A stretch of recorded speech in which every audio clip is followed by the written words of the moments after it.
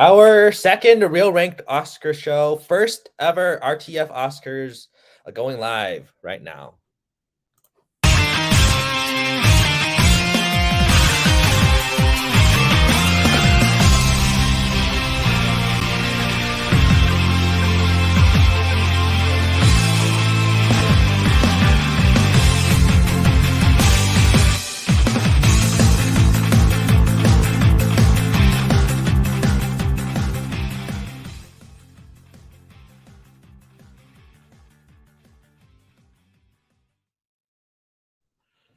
Hello and welcome back to Real Ranked. I am your host Matthew Chen, going live to talk about our personal Oscar ballots for this year's 2023 RTF Oscars. I got a great group of people to join us today, so I'm just gonna bring them in, and we'll start off with Cameron Patterson. Hey, what's up, everybody?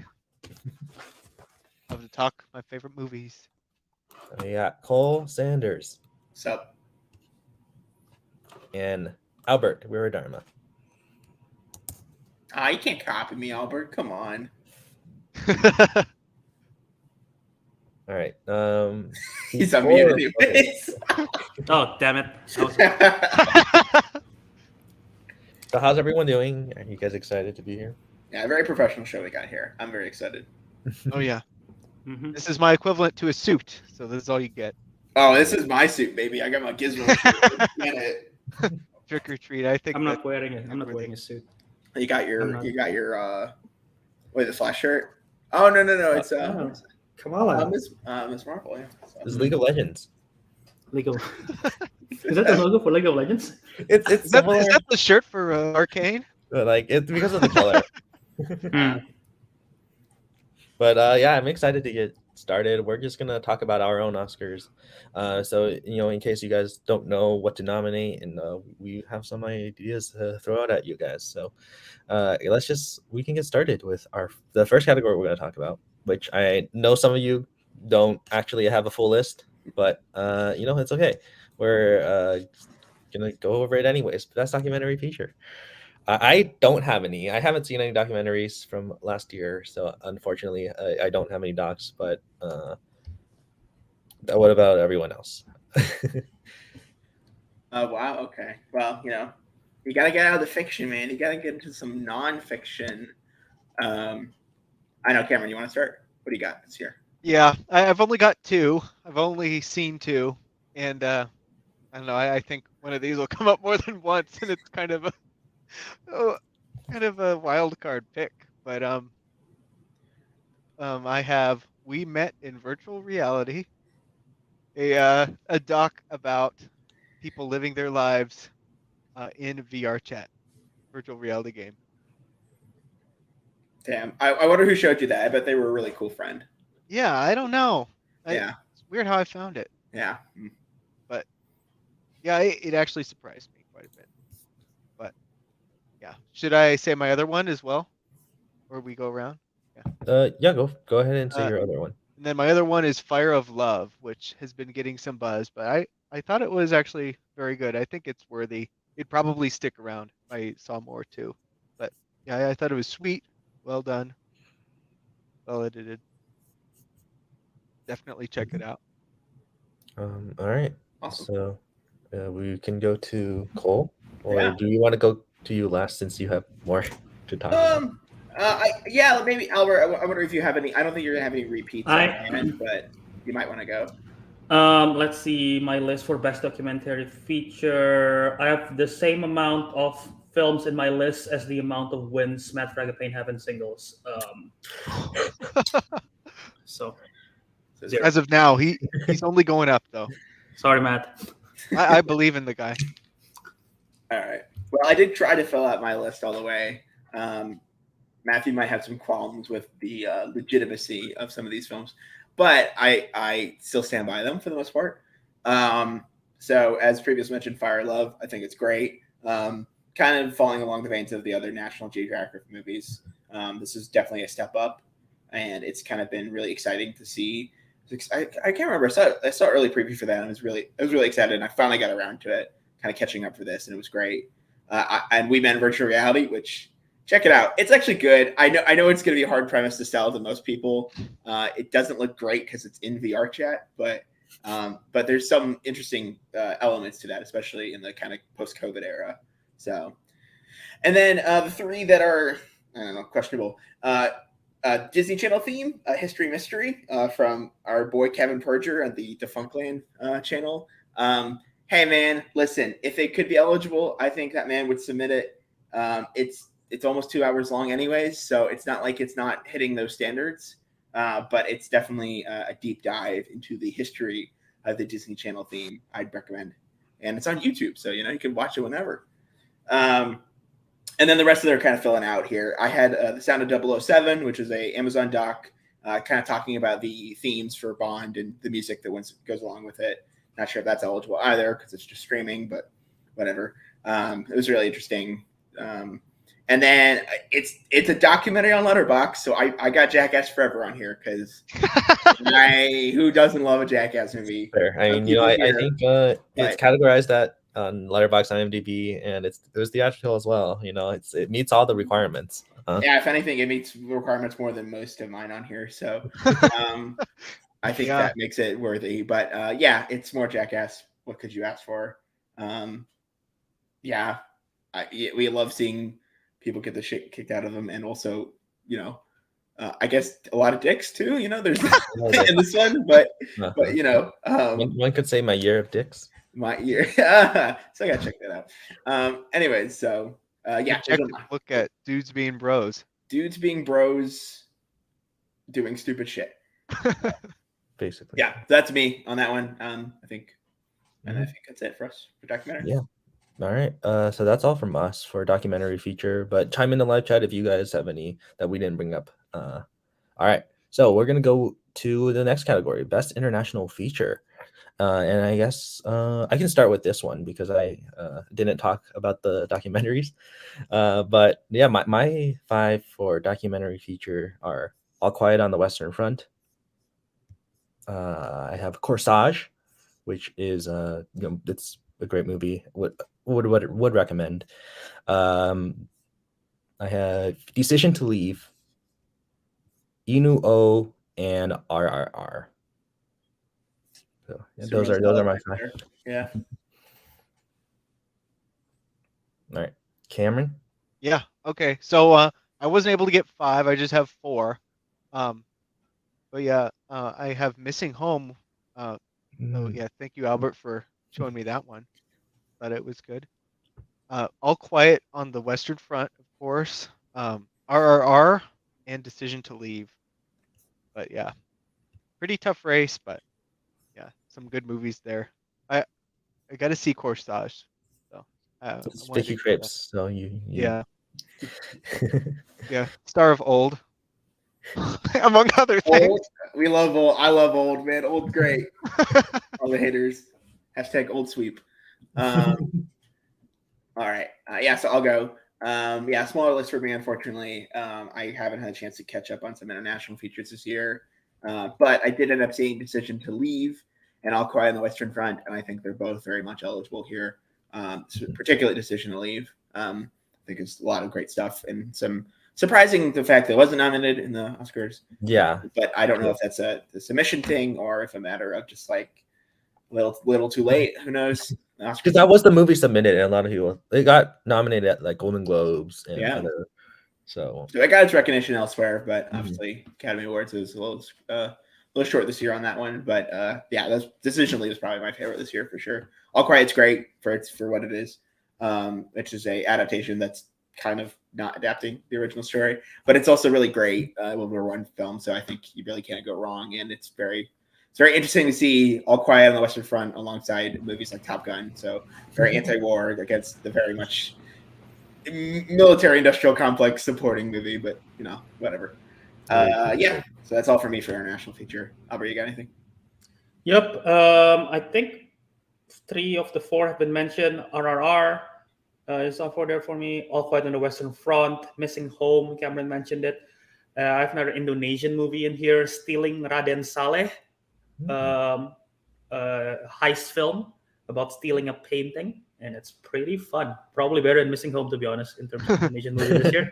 So that one's pretty good. And my last one in the list, I think Matthew vetoed it. I wrote on Avatar: The Way of Water because it's Navi. But I think Matthew vetoed Come it. on, man. What are you doing? It's Yeah. not going You know what? anymore. It's international feature. Yeah, It's almost like nominating Out of everything this everywhere all world. at once. yeah, it's because in a it's different less planet Asians. completely. It's not eligible till 25, whatever. I don't know what the fucking Mm. year is, but it's not eligible till then, Albert. I'm sorry. Oh well, that's fine. So I just have 4 then. All right. Yeah, Well, it's not interplanetary feature. Maybe next time. I'm sure Avatar will come up later on. yeah. So, We'll see what happens, but maybe it'll come up in this next category of best voiceover performance, which shouldn't count because in Avatar because it's motion capture. Oh, hold on, let me change Doesn't it. count as a voiceover. But, I'm just kidding. but we'll go to Cameron here. Okay. Yeah. This was tough for me, but lots of Puss in Boots: The Last Wish love for me on this. So Antonio Banderas both, and then Wagner Moura, who played. Yeah. No spoilers, I guess, Yeah. for people who haven't seen But it. he was but- very good. Yeah. So those two, and then David Bradley for Guillermo del Toro's Pinocchio, Kid Cudi for Intergalactic actually, and Sandra Oh for Turning Red. Love me some Sandra Oh. very nice. All right. Yeah.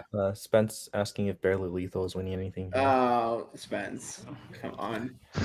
Ron Year, come on, get your release dates right. Uh-huh. Barely. What it has a Barely time. Lethal's on the mind of everybody all the time, so it's fine. Like it's Yeah. eligible whenever, in our head canons, Mhm. right? It was hard for me not to put it anywhere. It never There's once not- it's in your mind, it never leaves your mind. There you go. Exactly. Mhm. It's true. Like, Well, Cole, let's go to your voiceovers. man, I can't even make a fucking joke about that. Anyways, hey, so I got a couple of repeats here, but it's awesome. So I got David Bradley in Guillermo del Toro's Pinocchio. I think he's great in this particular. That Geppetto is very much a little different than other ones. So it's kind of interesting to see that performance there. Sandra Oh, like Cameron said, we love some Sandra Oh. Turning Red. Yeah, I think we'll get to some of the other categories. I nominated her here because I think overall she kind of makes the arc of the film. So I think ultimately she kind of deserves a nomination here, and her voice acting, obviously, in particular in this film, is pretty great. We gotta love some Antonio Banderas in Puss in Boots: The Last Wish. Back at it again, definitely doing it better. I think even on a voice level, I think he's got a lot more effort coming back to this. And I could say that because I saw Puss in Boots, the first one, right before it. So there's a direct comparison. And I got 2 surprise ones on here. I got H. John Benjamin for Bob's Burgers movie, just because Great. listen, we love H. John Benjamin. So, and then surprise pick that nobody will recognize here, but I'm going to put it on here, and I'm sure it won't actually make the cut unless somebody else surprisingly puts it on here. I got Jimmy Simpson for Green Lantern: Beware My Power, which is a DC animated film. I gotta throw the love for them, even though they're mostly awful. But this one in particular, I thought he was a pretty good Green Arrow voice when there hasn't been a lot of great ones of recent. So I thought I should at least get the nomination. And I wasn't trying to repeat any movies here, so I want to spice it up here. So, yeah. All right, Albert. Okay, so yeah, a couple of mine have been mentioned as well. I have David Bradley, who plays Geppetto in Guillermo del Toro's Pinocchio. I also have Gregory Mann, who plays Pinocchio in Guillermo del Toro's Pinocchio. So 2 from Pinocchio there for me. Jenny Slate for Marcel the Shell with Shoes On. I have Wagner Moura as the wolf character from Puss in Boots: The Last Wish. And my last one is Peter Son as Socks from Lightyear. Right, the best part of Lightyear. So that is Yeah. Yeah. I think we can all agree on that. But no, didn't see it. Okay. Fair. All right.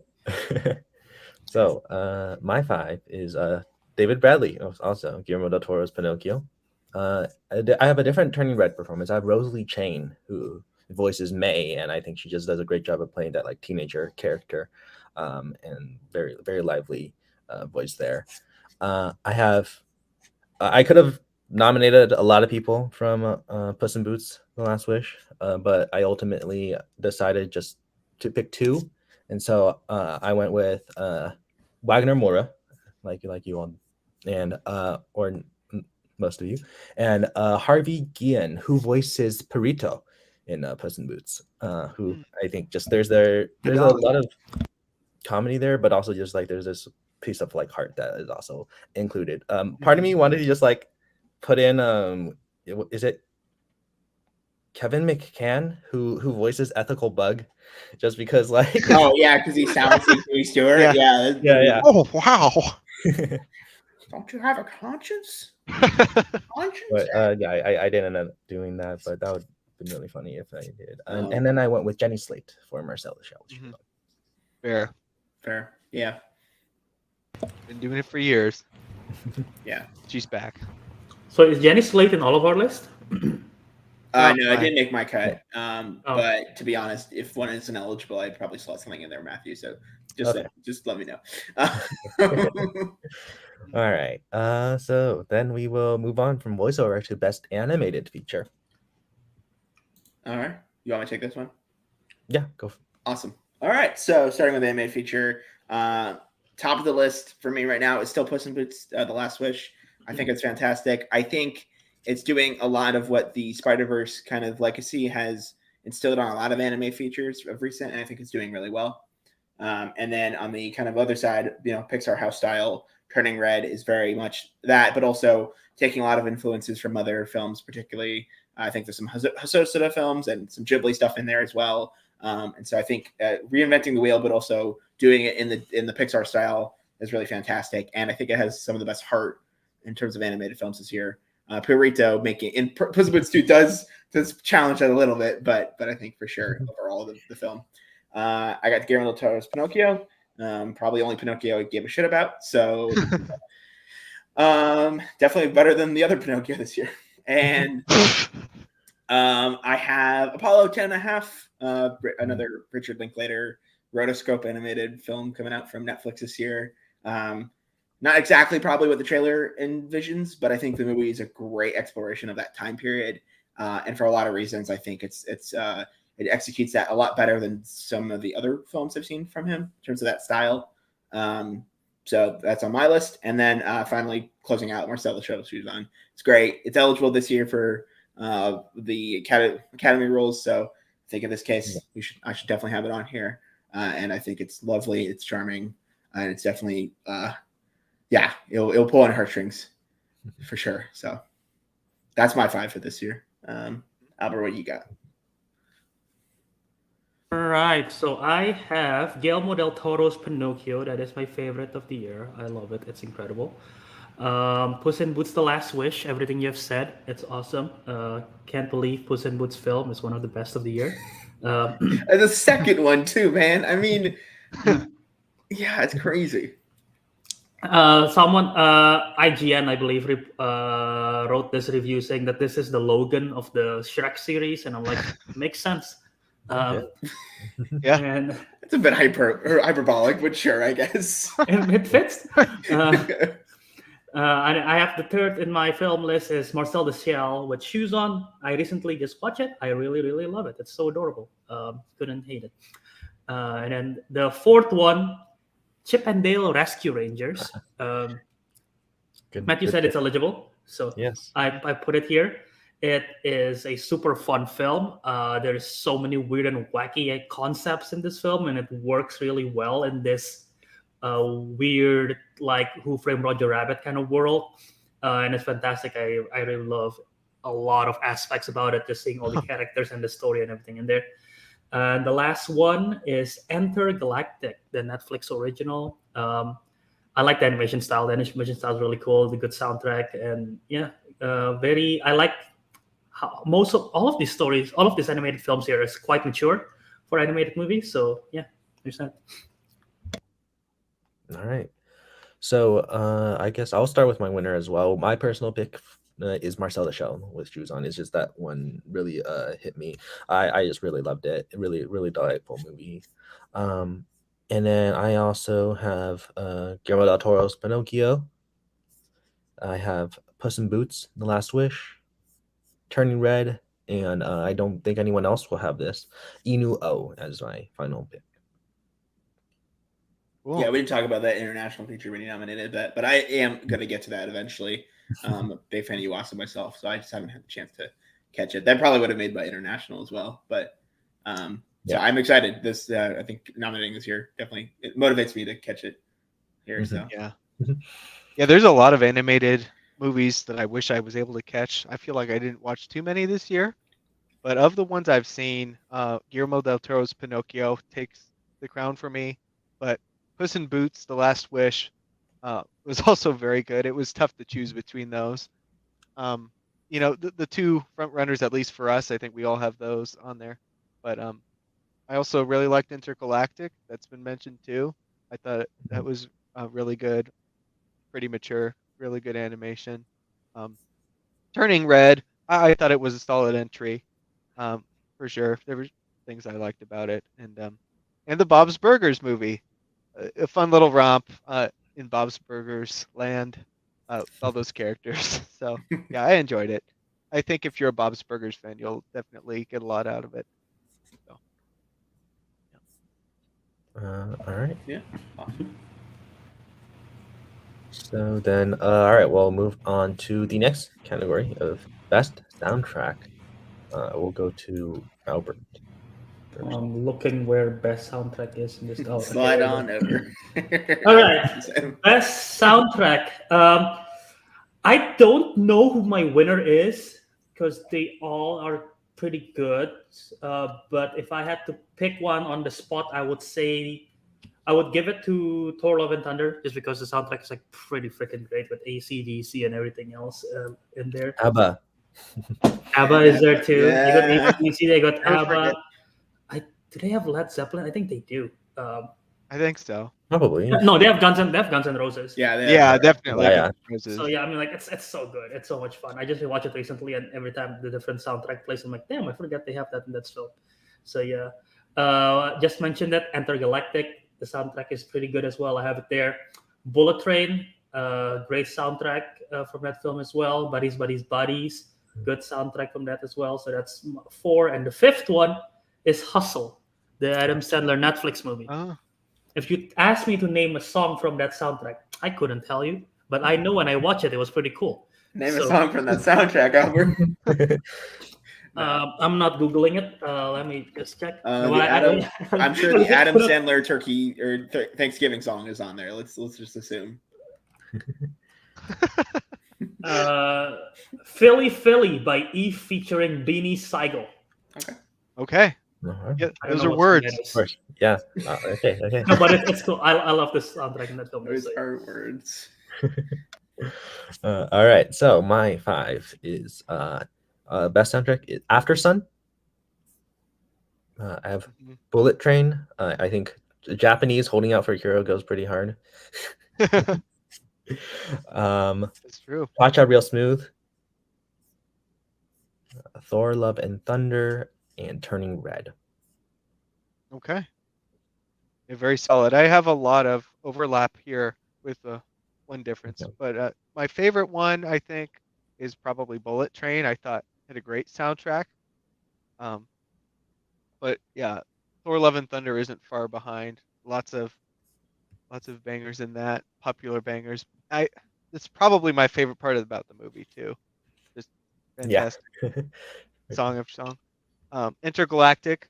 I liked me some Kid Cudi, some originals from him. That was good. Cha Cha Real Smooth.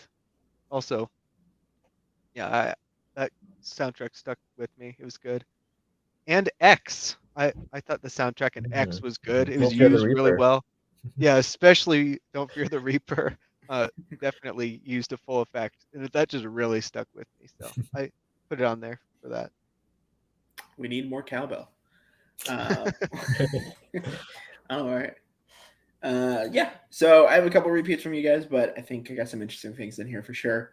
But my top 3 aren't anything that you guys had. So, So be interesting to see. So soundtrack wise, I got Apollo 10.5 back on here. I think it's great. I think it's a perfect encapsulation of the late 60s, and particularly some obscure stuff that Linklater pulls for sure. That isn't quite, on the radio, but definitely of the era. So there's a lot of interesting aspects to that. as a part, the movie doesn't work without the soundtrack. So I think just on that level, you have to acknowledge it. I got Weird the Al Yankovic story. I mean, listen, the soundtrack's all Weird Al, so you gotta love it. Fair. You know, I think yeah, and the uses of the songs in the film is great as well. So yeah, I appreciate that. I'm sure this will come up on other people's lists, but I'm surprised none of you guys put it on there, which is surprisingly Minions: Rise of Gru. I've not seen it. Yeah, me either.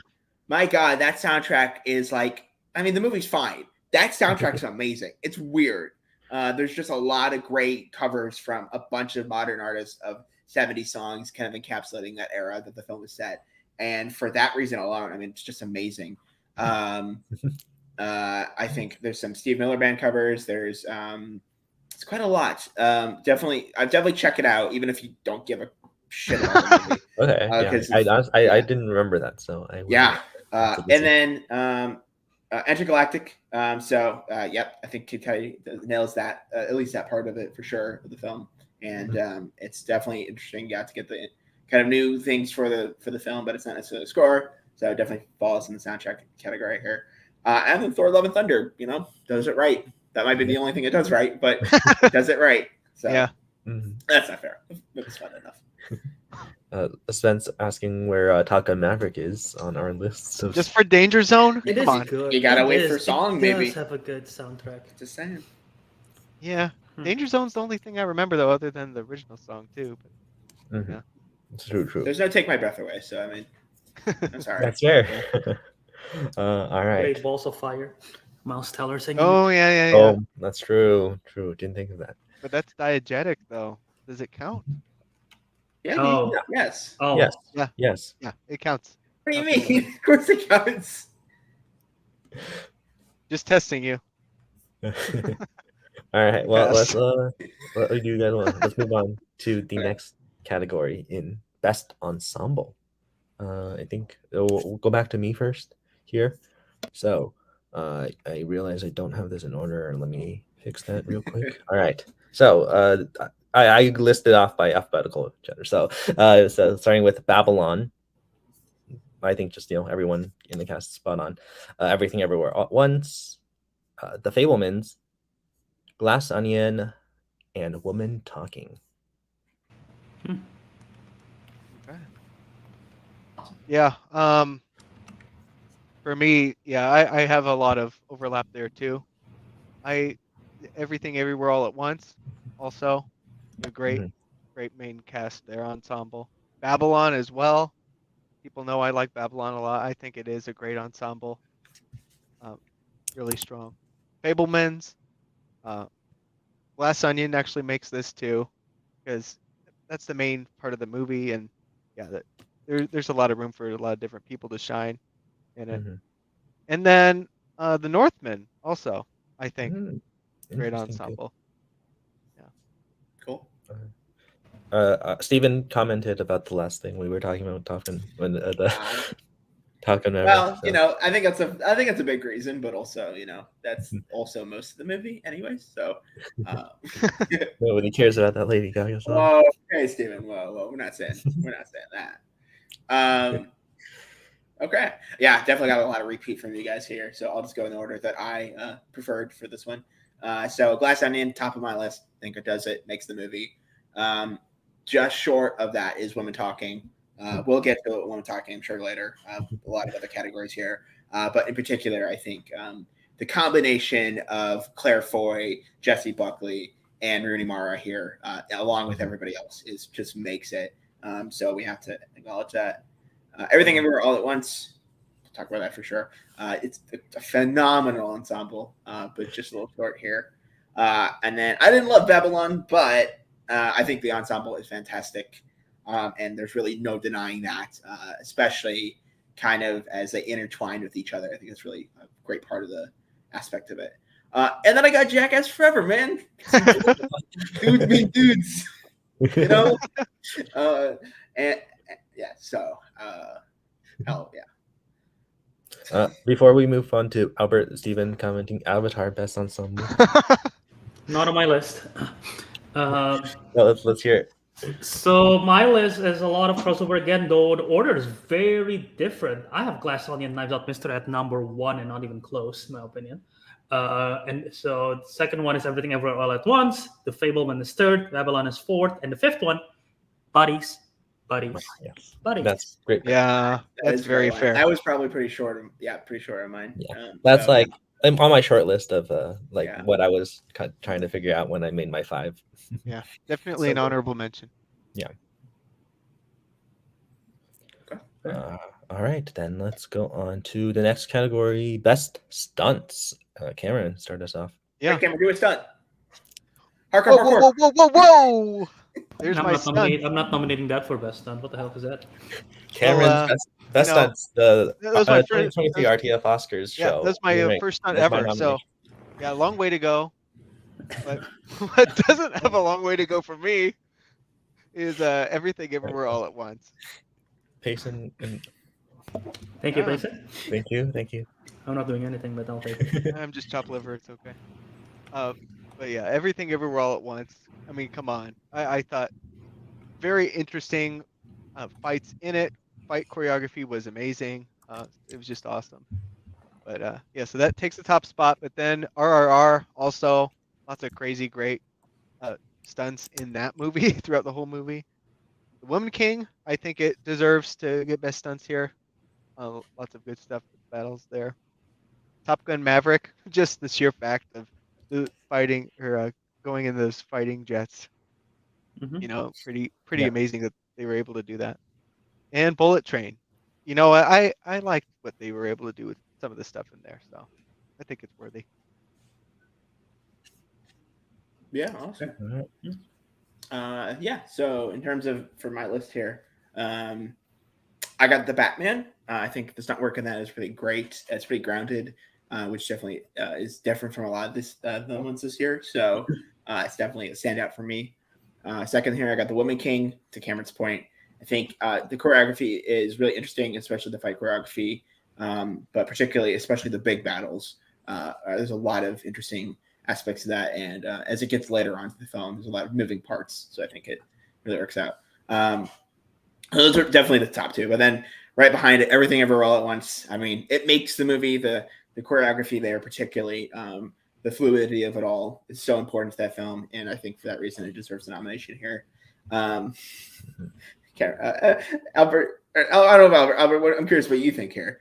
I got Jackass Forever on my best list. I have not seen Jackass Forever. If I Oh, did, I man. probably would nominate it. Wow, Jackass Forever sweep. I haven't seen any of the Jackass movies, so I got to watch them chronologically to understand Yeah. Jackass Forever, right? So, Jackass Marathon. Yeah, this might be a meme pick. I don't know. I was struggling a little bit here. I definitely those three are the top three are for there for sure. And then I got Black Panther, Black Panther, Wakanda Forever. So that makes up my list. yeah, I just gotta say before I say mine, there's so many good stunts this year. Like Wakanda Forever didn't make my cut, but I almost put it there. It's so good, especially the sequence in Wakanda itself. Honorable mentions, real quick, that didn't make my cut. Uncharted. I thought there are legitimately good stunts in that film, so don't laugh at me. I forget what else honorable mentions because I deleted it. So anyway, there you go. Very anticlimactic. Anyway, best stunts. Top Gun Maverick. Prey. Yes, Prey didn't make my list. I wish I had more slots because it's so good. Anyway, Top Gun Maverick, number 1, because everything that they did, incredible stuff right there. And the stunt where Tom Cruise falls off a house because you have to leave the window. Good stuff. RRR, incredible stunts, as everyone who's seen it know. It's crazy stuff. Everything Everywhere at Once, all great. Bullet Train, the stunts is incredible. And the Batman is my 5th slot here. Really, really good. My favorite stunt from that is when Batman's flying and then he hit the bottom of a bridge and it just falls through a trash can. Wow. Good old stuff. I don't have anything new on my list, but I don't. On my short list was The Northman. I think there's some really great stunts in that movie. But then my 5 are Bullet Train, Everything Everywhere All at Once, RRR, Top Gun Maverick, and The Woman King. We've all talked about those movies already. So, All right. That's all right. The next category is going to be best cameo. Am I leading this one? I'm very Cole, excited. yeah. Cole, you are leading this one. So wait, should we say spoiler for some of these? Yeah. Okay. Spoiler warning if you care about cameos. So Yeah, because there's some any great. movie from last year because you have no Hey, idea. hey, you know what, man? There's some great cameos, and if you're worried, maybe you should come back after. But Have you seen every movie? So you have to So just many watch good every watch movie. every movie and then come back.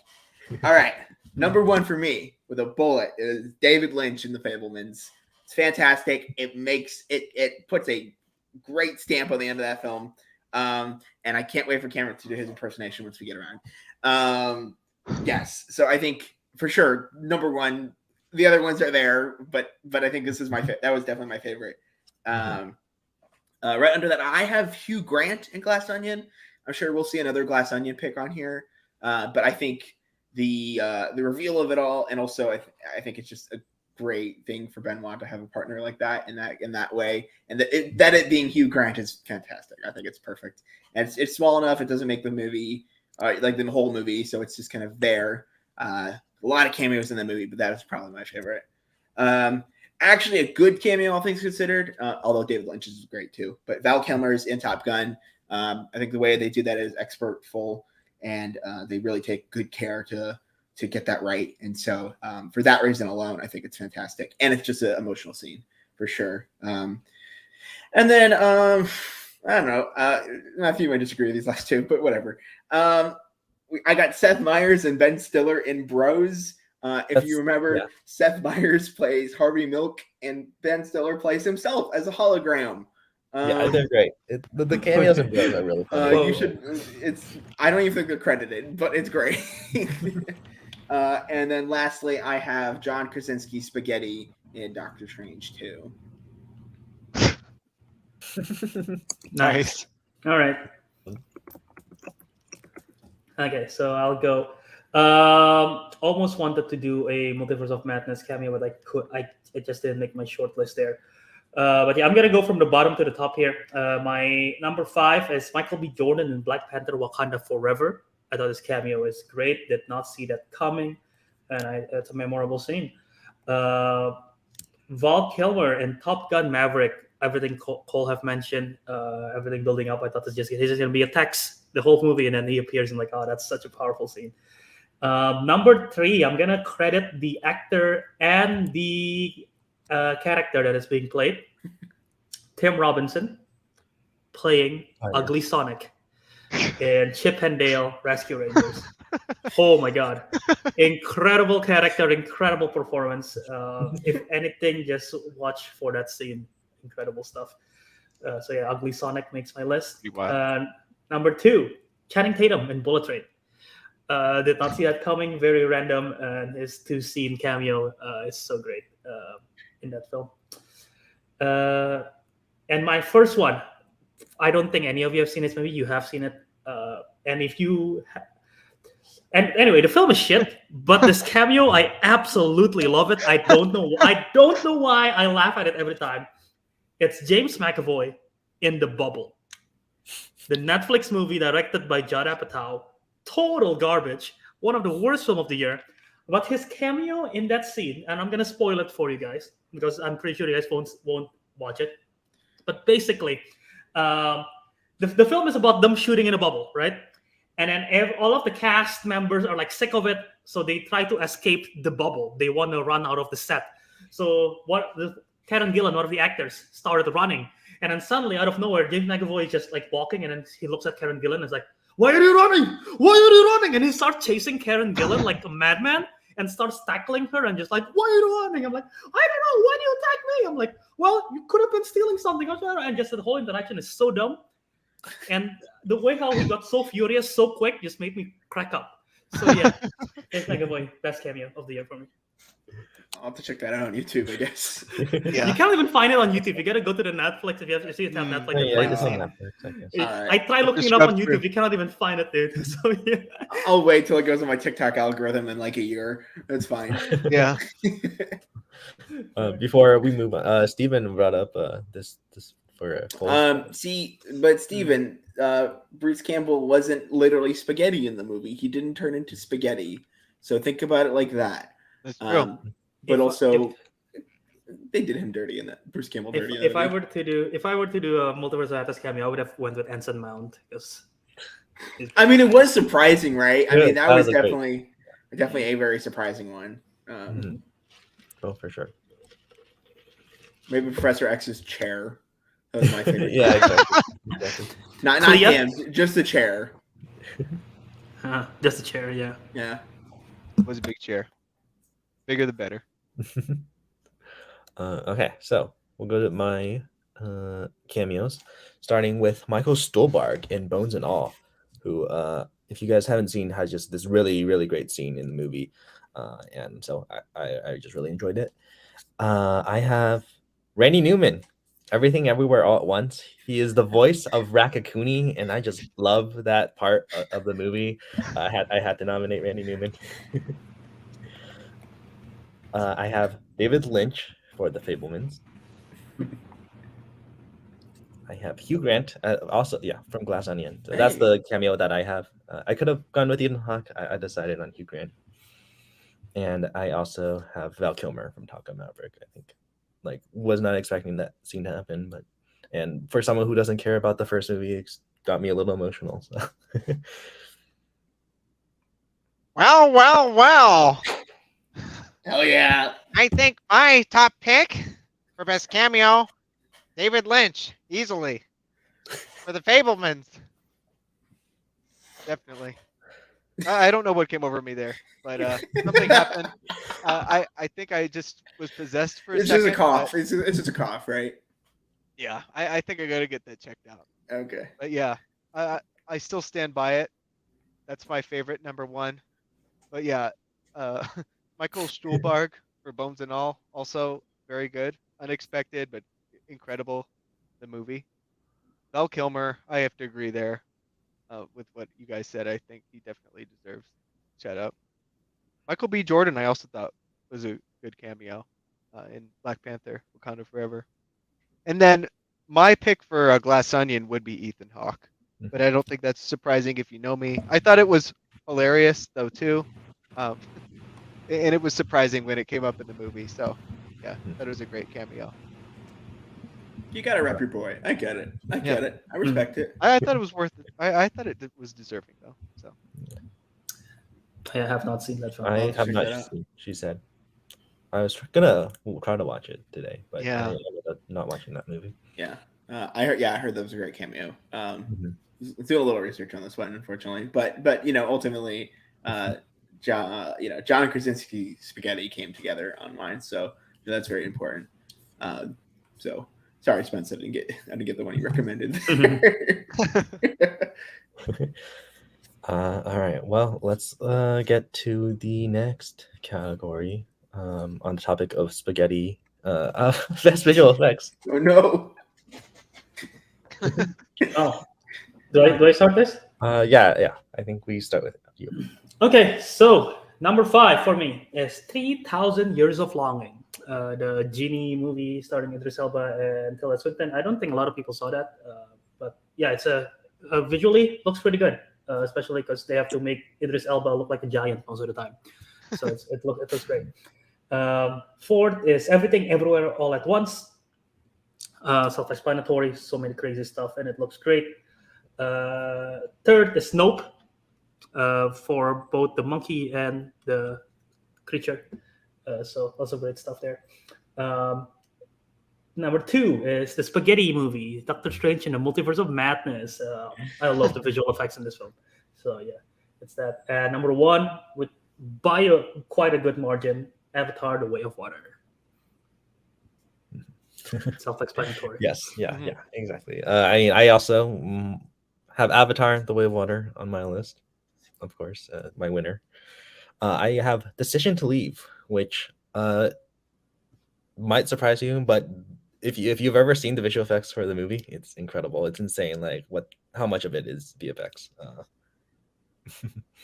I also have Everything Everywhere All at Once. Not a surprise for me, I don't think. Top Gun Maverick. And I also have 3,000 Years of Longing. Yeah. I have some similarity here, some overlap. Nope, definitely has some really cool visual effects. Really well done. Everything, everywhere, all at once. Just everything is doing in that movie, but visual effects for sure. I think need a shout out. Top Gun Maverick too. I agree. Uh, lots of good technical feat there, but yeah, the visual effects make it look great. The Batman, I stand by this. I think it's an incredible looking movie, and a lot of it is visual effects. So yeah, looks great. And yeah, my winner, Avatar: The Way of Water, obviously. Just it's leading the standard for me in terms of visual effects. So Yeah. really good stuff. Cool. I guess I'll go reverse order too, since we're all going reverse order here. Yeah. So at number 5, I have the Batman.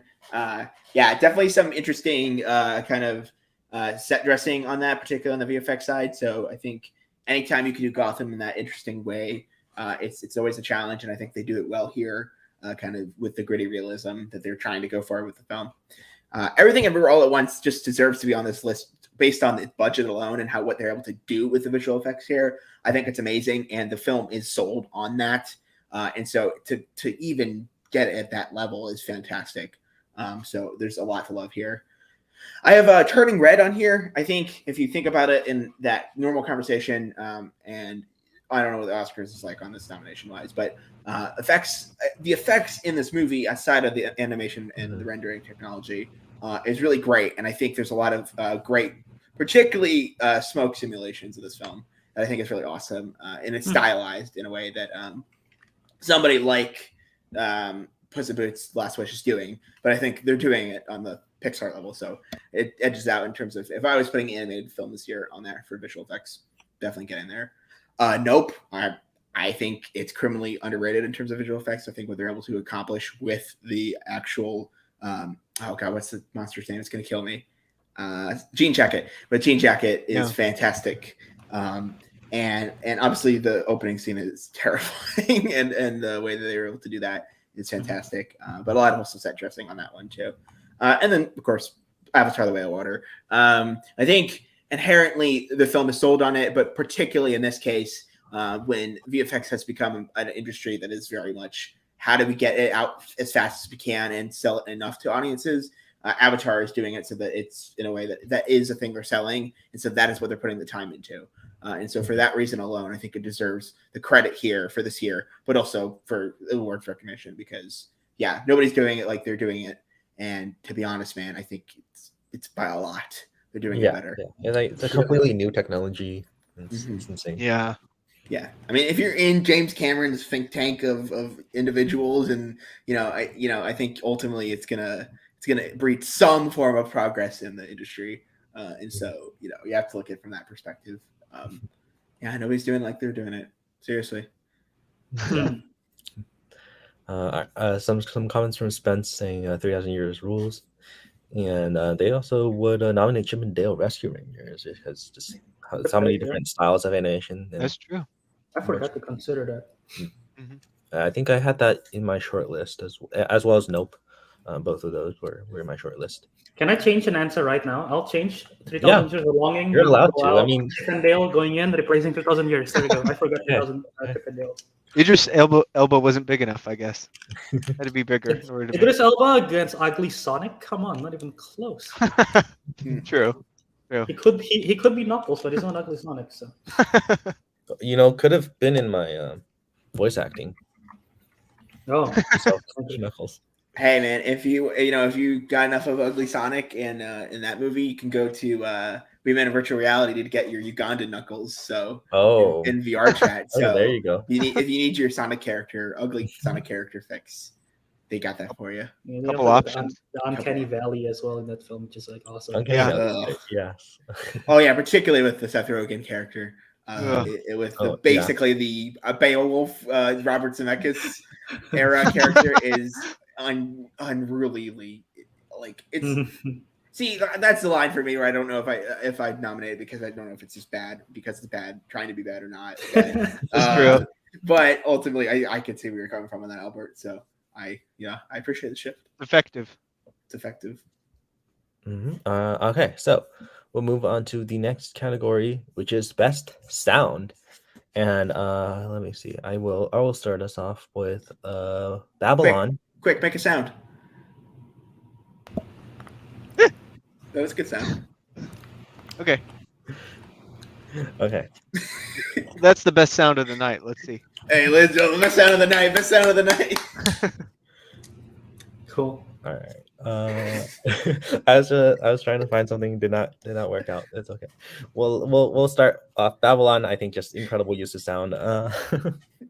Well, my next one is Bones and All, which I think it's just there's this ambience to that they use, and like this crunching sound that just unnerving. If you That's yeah. very specific. I don't like that, but okay. So I had to nominate for that.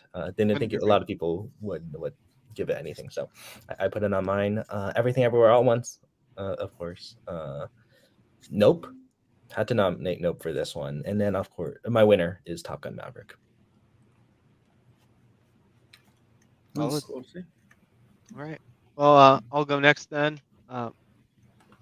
I have Tar winning best sound. I think it uses sound very in a very targeted, specific way. I think it does it really well. But That's what you did there. Targeted. targeted, yes, definitely intentional. But so definitely think it deserves it there. Kind of subtle, but also very important to the story. But also Nope. I think, yeah, the different uses of sound and volume and yeah, just spatial sound, I think, is really important to that. Really effective. Thought it was awesome. Top Gun Maverick, just general, sound of the jets, the use of technical sound, very Yeah. cool, Oh. very well done. The Northman, I thought also had really good sound. Okay. Not getting a lot of talk about that, but I thought it was used really well.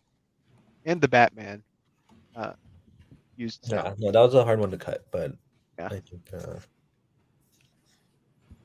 Yeah, I agree. Yeah, Batman didn't make my cut, unfortunately, but I can tell you, starting from bottom up here, Nope definitely did.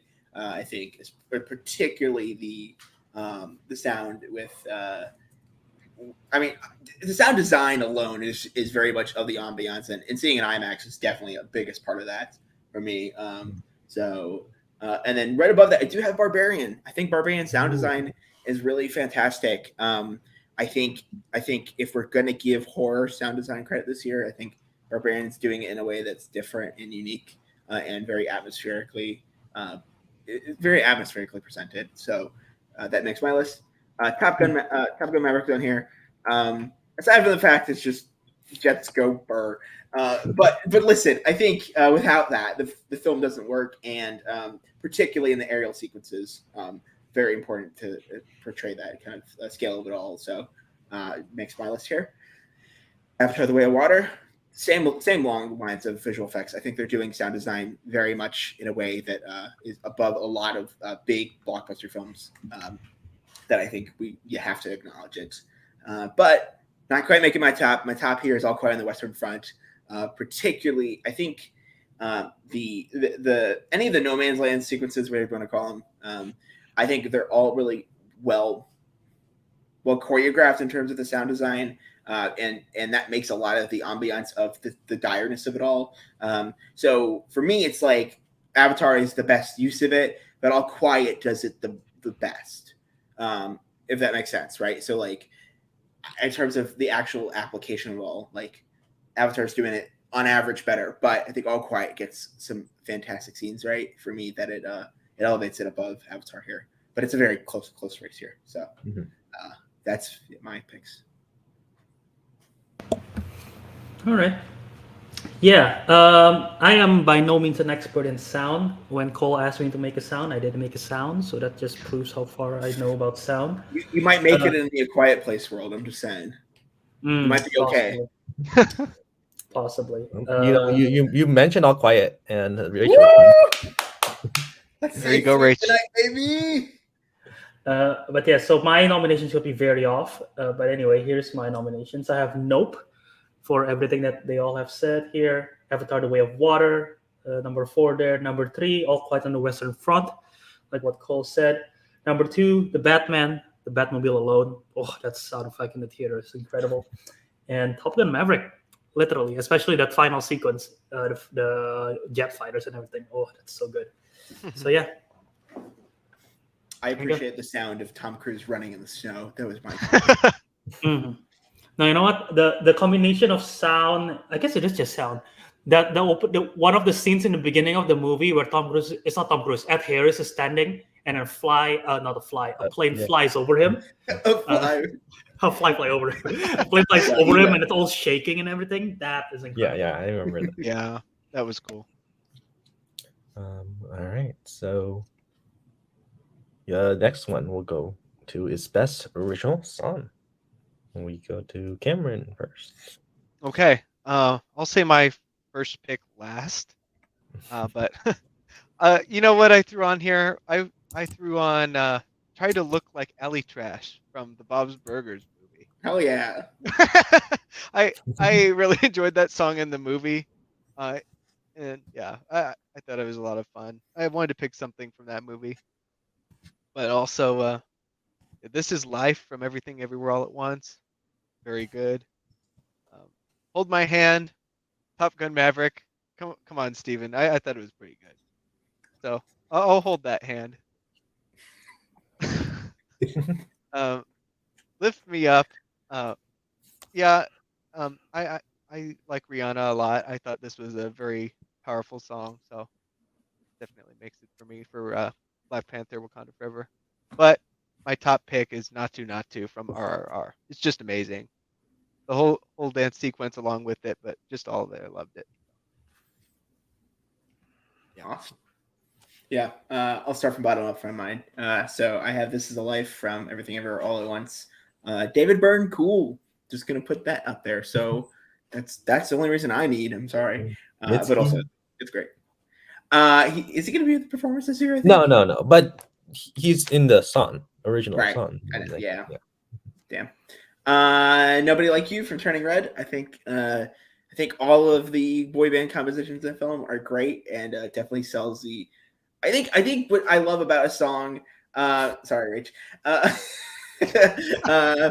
It's honestly, it's actually not bottom. I tried ranking these really hard, but I have to put an order. So I'm just David Byrne is gonna be there with Sun Lux, and Stephanie Hsu is gonna be performing this on there too. I think that's great. That's really exciting. So back to a Turning Red point. Yeah. So ultimately, that to have great songs that feel like boy band songs of that era is just perfect. And I think Phineas, along with the other, I can't remember the other group. Really? I apologize. Four Town. Well, the name of the group is Four Town, but the actual Phineas and Billie Eilish, they wrote the songs. Yes, there were a couple other people. That's not my point. But anyways, I think that's so. Yeah, Nobody Like You's great. I do have Ciao Papa on here. I think it's a very much a quieter kind of entry on this list, but ultimately, it's very much the kind of opening heart of the film, if that makes sense. From Pinocchio. For Pinocchio. Yeah, I'm sorry, from Guillermo del Toro's Pinocchio. So that's on here. I do have Lift Me Up from Wakanda Forever. Rihanna's back, baby. You know, we saw that at that Super Bowl halftime show. And this is definitely a great cherry on top to this film. So for sure. And I don't know if Matthew, you could tell me if I'm even eligible to nominate this because I haven't seen the film. I got Not To on here, man. I've seen enough of those videos. I've seen the music video version of it. I've seen all the people dancing in front of the theater. It's got me excited. It's great. I keep seeing all the TikTok ads for your consideration. It's everywhere. It's also really good. This is just another reason why I need to watch this movie that I haven't, which is crazy. I did get busy watching two of the director's previous films, so but I will get to RRR quickly here, probably before we announce anything for sure. So, but yeah. So sorry, Rich. This Is Life is great, but not this after. So, Not to, man. Come on, you can't beat it. Yeah. Okay, so mine at number 5 is "Lift Me Up" from Black Panther: Wakanda Forever by Rihanna, as everyone have mentioned. 4 is "This Is a Life," Everything Everywhere All at Once. Both of these two bottom ones, I like it. Okay, I don't love it, but I'll be honest. Not a lot of original song this year really like pick my interest. Unlike last year, there was quite a good amount last year, in my opinion. But this year just doesn't really vibe for me. Ciao Papa I actually like. So Guillermo del Toro's Pinocchio, that's number 3.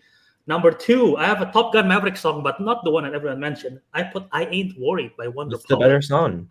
The one in the beach when they're playing football. I think it's the better song, but yeah. I'm not even close in my opinion. I think it's the way better song, and I absolutely love it. It's my Crazy. playlist.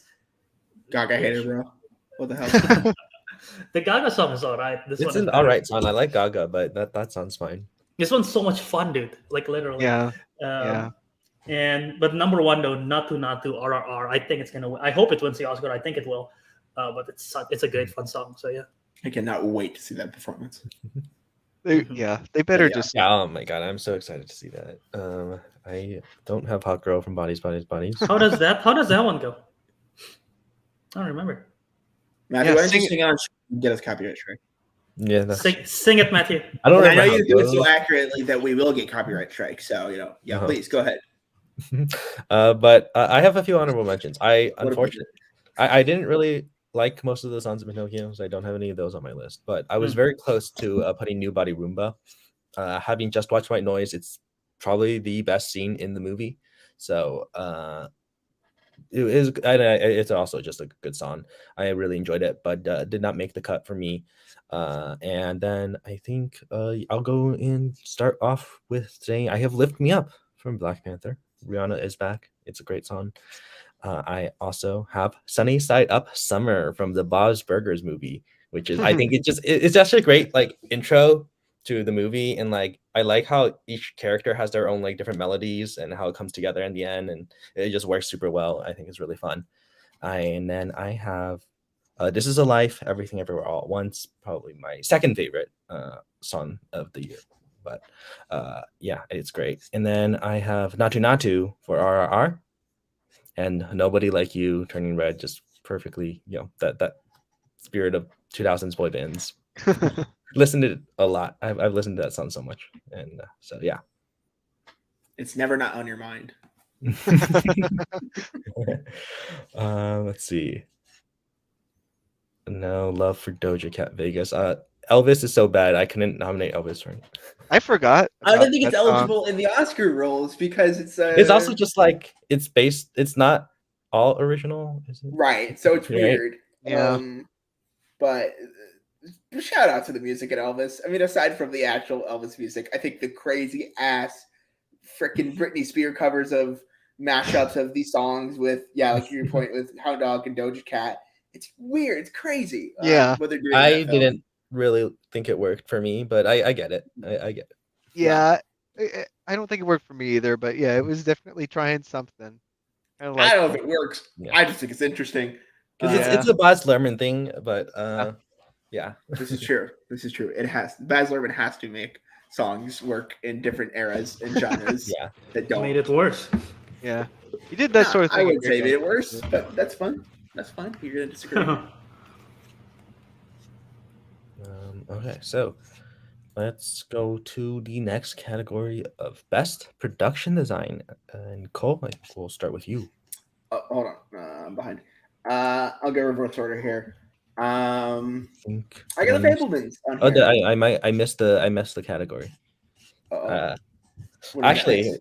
we're Best doing original best original score. Yeah, 'Cause I yeah, somehow okay. I missed that. Yeah, okay. Oh shit. I don't have composers on here. I apologize, Matthew, but bear with me. Okay. I'm just gonna say mine, and then I'm gonna go get a drink real quick because my mouth is dry. I have number 5, Glass Onion. Number Nathan 4, Johnson. I'll like name the. You're good. composer You're as- good. I'll give you a pause, and then we'll go. Yeah. So Glass Onion. Nathan Johnson. Thank you. Marcel Shell with Shoes On. That is composed by Disaster Piece. Yes. If you've ever listened to their work, it's great. The Batman, Michael Giacchino. I know that one. Let's go.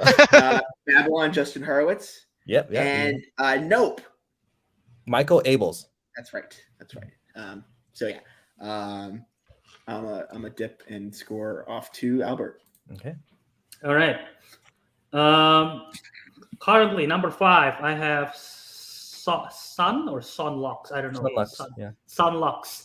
Everything Everywhere All at Once. Number 4, Alexandre Desplat for Guillermo del Toro's Pinocchio. 3 is John Williams for The Fablemans.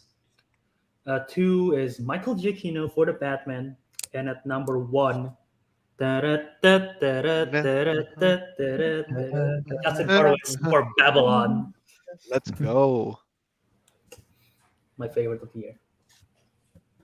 Yes, Babylon is also my favorite of the year. I've listened to it 1,000 times, I think. So I have the Batman, just iconic. Everyone knows the bum bum bum bum, and I think the rest of the score is also just really good.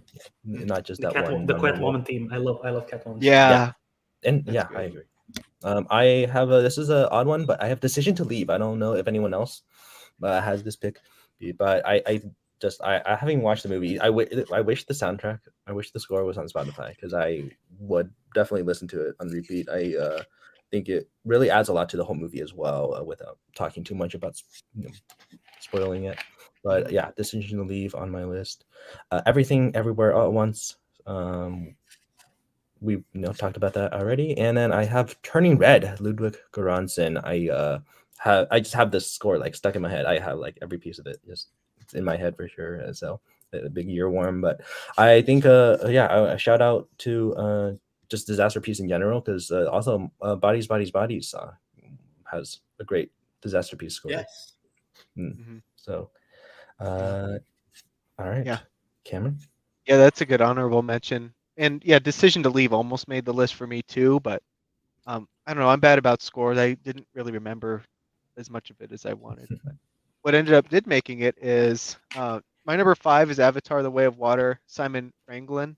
I think that's how you say his name. I thought it was very good. That's right. Yep. And then Everything Everywhere All at Once. There's a couple people there that did the score for that.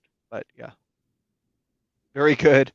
Changes throughout the movie. Thought so. Very well done. The Northman, from Sebastian Gainsborough and Robin Carolan. I thought that was a really good score. I thought it was awesome. Fit the whole vibe of the movie very well, which Michael Giacchino also did with the Batman. Lots of iconic themes already, like you guys have been saying. So really awesome score. But Justin Hurwitz takes the top spot with Babylon for me. Still to this day, some of the songs from that score are stuck in my head. So awesome. Awesome. Hey, let's not get copyrighted here. Come on, guys. That's it. Just a little taste.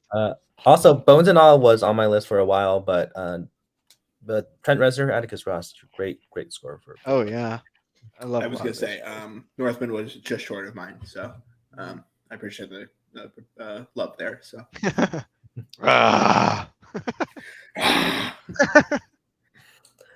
All right, let's go to our next category. Now we'll go to Best Production Design, and we'll start off with Albert.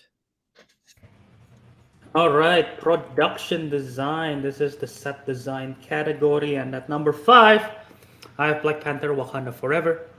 Just the set in Wakanda itself, just like the throne room, the market, and everything. And I don't even know how many in that Talokan area is like.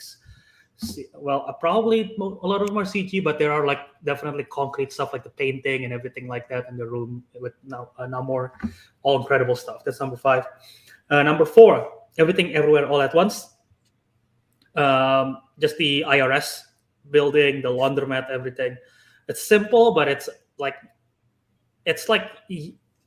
once you see it, you sort of ingrain in your brain. You can picture it.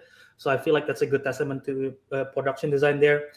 Number 3, All Quiet on the Western Front, because I'm pretty sure they create those trenches and they don't find them in the wild around somewhere.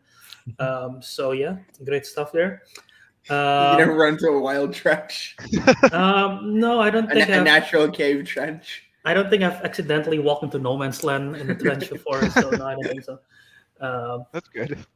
Number 2, Guillermo del Toro's Pinocchio, because you have to create everything there, and it's incredible. Self-explanatory, stop motion, everything. And number 1, Babylon, just everything. Like they have sets within sets within sets, like because it's literally a film set. and like there's so many stuff like the opening orgy party is like insane. The set building in there, the so many various the one sequence where Margot Robbie become a film star for the first time, and you walk through all the silent movie sets. It's in the outdoors area. It looks incredible. Yeah, there's just so many sets in this film. Like even the last scene with like Tobey Maguire's character, it's like crazy. So yeah. Oh yeah, I didn't even think about that. Oh Yeah, my yeah. god. Mm-hmm. So yeah. Even the apartment at the very end of the film, when he's going up, I think that's even really eerie. Yeah. Oh yeah, for sure. Yeah.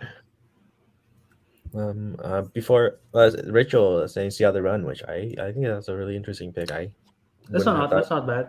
But yeah, I Not like bad. that. All right, so Respectable.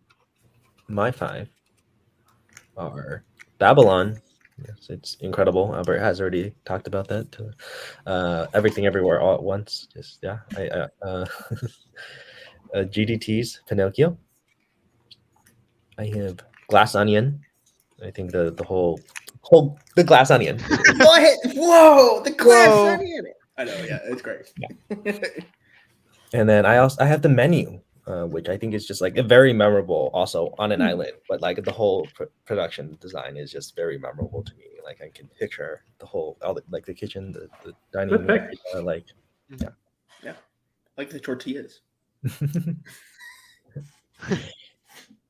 Yeah. Okay. I have some similar ones here. Guillermo del Toro's Pinocchio, obviously, everything that went into making that amazing. All Quiet on the Western Front, agree with what we've been saying here. I think it was very impressive. Top Gun Maverick, still, I think what they were able to accomplish with flying the jets, with being able to the locations they were able to scout for those sequences, I thought was well done. Everything Everywhere All at Once, I think, yeah, just what everyone said about that too. I'll relay. And Babylon, I agree. It was very impressive what they were able to do with all that. So very good. And yeah, The Menu's a good honorable mention for me. That almost made the list. So just shy. Yeah, All Quiet was also honorable mention. Okay. Sorry, I was dealing with something real quick. All right. Yeah, production design for myself. I'm gonna start bottom up here. I actually have the Fablemans on here. I think the staging in particular, with the production design, is really great. I think it does have some pitfalls that other Spielberg things have in terms of their production design being very limited. However, there's a big asterisk, which is that I think that in the time and place and setting they do it is very well done. And so it kind of elevates it above it. Even just the simple bedroom there is just like very detailed in a way that's only something like Spielberg would know how to direct towards the production team. I have Guillermo del Toro's Pinocchio on here. It's fantastic. I think particularly the not Underworld, the opposite of Underworld, which we would call Afterlife. Let's just call it the Afterlife room. I think in particular that is fantastic, along with the rest of the actual kind of Italian kind of architecture alongside the very war-torn, boot camp and stuff. Yeah. So number 3, I got Babylon. What you want about Babylon? Babylon's production design is fantastic, and it is very much grounded in the truth of the era. Let's just say that, right? With the the exorbitance, but also, goddamn, like some of the crazy stuff in that. Number 2, I actually is gonna maybe surprise a couple people because I have 2 stop motion films on my production design list this year. I have Wendell and Wild. In particular about this film, everything might not be hitting on all cylinders, but I think its production design is pretty great. I think overall what they're able to do with the tools that they have is really fantastic. Where Guillermo del Toro's Pinocchio comparatively uses a lot of set extensions and stuff like that, there's just a lot of effects and very much particularly motivated things in the animation alongside the production design that works really well to kind of make it my favorite stop motion production this year. In terms of production, not necessarily the film as a whole has its problems, but But in terms of the production design, it's fantastic, and that might be the thing I'll keep coming back to on that one. So, no surprise, Henry Selick is great with that for sure. Number 1, All Quiet. I mean, listen, All Quiet on the Western Front's production design is fantastic. It's easy to say that war film makes good production because you have to make war. I think it's bigger than that. I think aside from the No Man's Land sequences, I think there's a lot. Even at the homestead is very particularly well done, and I think there's something to be said about the claustrophobia. 1917 is a good comparison, for example. Here, we have a very similar World War I era film. I think this does it better, and I think it does it in a way more gritty and gross, and very much to showcase the hardship of this war that even other adaptations. I mean, well, actually, I shouldn't say that. The original All Quiet has a great production design as well, but it's just different. In this one, it's just very much in it. And by the end of it, that is something that you just can't forget. So that's top of my list. All right, then. All right, then we'll go to our next category, which is best makeup and hairstyling. So I'll start us off, and then I'm gonna get some water as well. So I have Babylon, which I mean, it's just there's a ton of people great, and I think just the makeup and hair really works super well to capture this era. I have the Batman, Colin Farrell. I don't really know what else there needs to be said about him because the makeup they do on him is incredible. Everything Everywhere All at Once, just all around great makeup and hair. And then I have The Whale. Brendan Fraser is great. And I have X, which I don't. I think not only is it because of Mia Goth playing both Maxine and Pearl and the old lady makeup, but also just I think some of the kills, they have a lot of great makeup there as well. Mm-hmm. Yeah. So cool. All right, I'm gonna go. Go get something to drink. But yeah, I'll go next. I have some similarity to Matthew here. I also have X at my number 5. I have X at my number 5. I agree with his sentiments there. Some good use of makeup for the kills and everything. So yeah, I thought it stood out pretty well. And just all the blood and all that used well.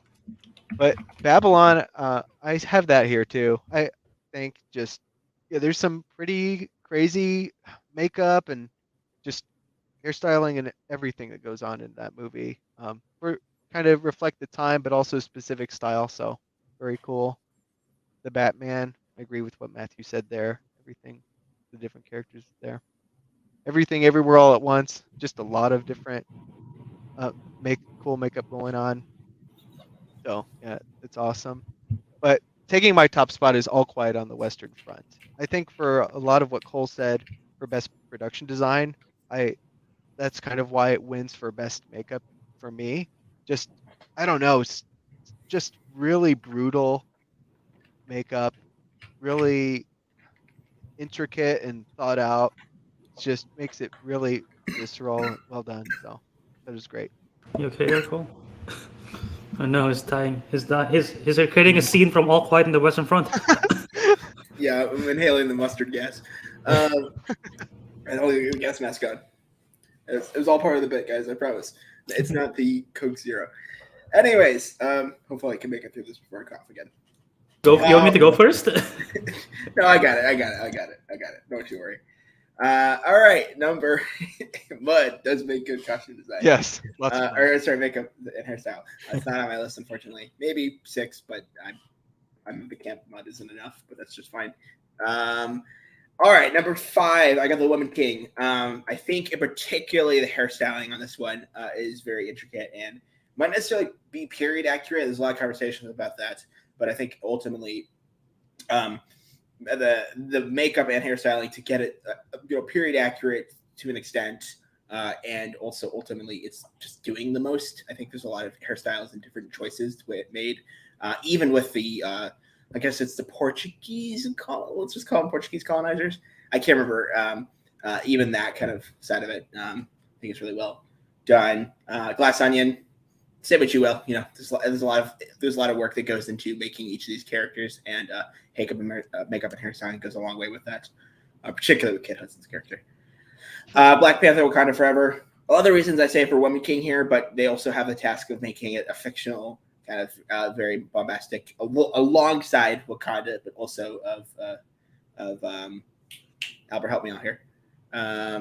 What? Shishlan? No. Talokan? Telecon, thank you. So yeah, there's a lot of elements there that they're taking one step even further than the previous film, and on the scale that they're doing it, it's fantastic. I got Babylon here. It's accurate. It's really interesting. It's grimy, and particularly, especially as they get later on in the film when they're not keeping up with it. For example, Margot Robbie's character is really interesting to see, but also even some of the weird, gross kind of makeup you have of 1930s or 1920s silent film, that particularly scene you mentioned earlier, Cameron, with all the different silent sets. Just seeing her with all that ridiculous makeup was really interesting. And there's other elements to it all, but I think hairstyling there in particular is fantastic as well. Top for me, Everything Everywhere All at Once. Not much to say here other than to say that they're doing a lot. They're doing it different. There's so much, even just the one shot where there's all the different versions of our main character there. Yes. I think even on that alone makes it. But aside from that, there's a lot of intricacies and planning that has to go into that, and a lot of that goes into the production design. But in particular, I think that makes it on the character side is kind of what makes those your entrance into that world, and the makeup and hairstyling for that in particular is very important. So seeing all the different versions of these characters right across the multiverse. So yeah. I don't know if I could justify it if I had to argue this one, but I think it's going to be a top. Also with like Jobu Tapaki, even like there's right. all her different outfits and like the different changing her like hairstyle, like her makeup is also incredible. So yeah, that one's definitely more of a I feel this is right more than I can prove it's right, but I'm sure people can prove me right. So yeah, that makes sense. I don't think anyone can prove you wrong there. Let's see if Albert can. All right, I think I have the most different out of everyone's list in the makeup and hairstyling, so this should be a lot of fun. There are some films that I wanted to put on the list, but I decided not to put it and put something else instead. Like, I don't have X. I wish I could put X in here, but I don't have it. And there was another one. There was all of you. All Quiet on the Western Front. I do not have that. So, my number 5. I have The Fall. Or is it just Fall? I don't even remember. Yeah, I think it's just Fall. Just Fall. Yeah, The Fall is a different person. I think XL put the D in front of it for autocorrect. Blame XL. All right, Fall. The film is all right, but the makeup and hair, especially the makeup, because the hairstyling is I guess the hairstyling too. As the film progressed, because it's a survival movie, as the film progressed, the makeup gets more like gruesome because they're pale, they're bloody, the hair's like a mess. So I just want to shout out that film because I don't think that one's gonna get any other awareness outside of this. Mm-hmm. But yeah, I thought the makeup looks good in that one. Everything Everywhere All at Once, number 4, like what everybody said. Probably could have bumped it up higher, but anyway. Everything Everywhere All at Once is in here. I have The Whale, just because of Brendan Fraser's bodysuit and everything. I think it looks good. I have Elvis, for Tom Hanks's bodysuit and Elvis's hair and everything. All the makeup and hair in that one is like pretty great. So yeah, and number 1 is Black Panther: Wakanda Forever. Like everything Cole said, just from the Wakanda, everything from Wakanda, the Dora Milajes, all the hairstyles, the Talokan stuff. It's all incredible. So yeah. Awesome. All right, then we'll go to our next category, which is Best Costume Design. Cameron, go ahead. Yeah. All right. Yep. I found it. Took me a second. Okay. Yeah. So, might have some different ones here from others. Let's see. But number 5, kind of the same reason as we were saying in the past for other movies like Glass Onion. But I have Bullet Train.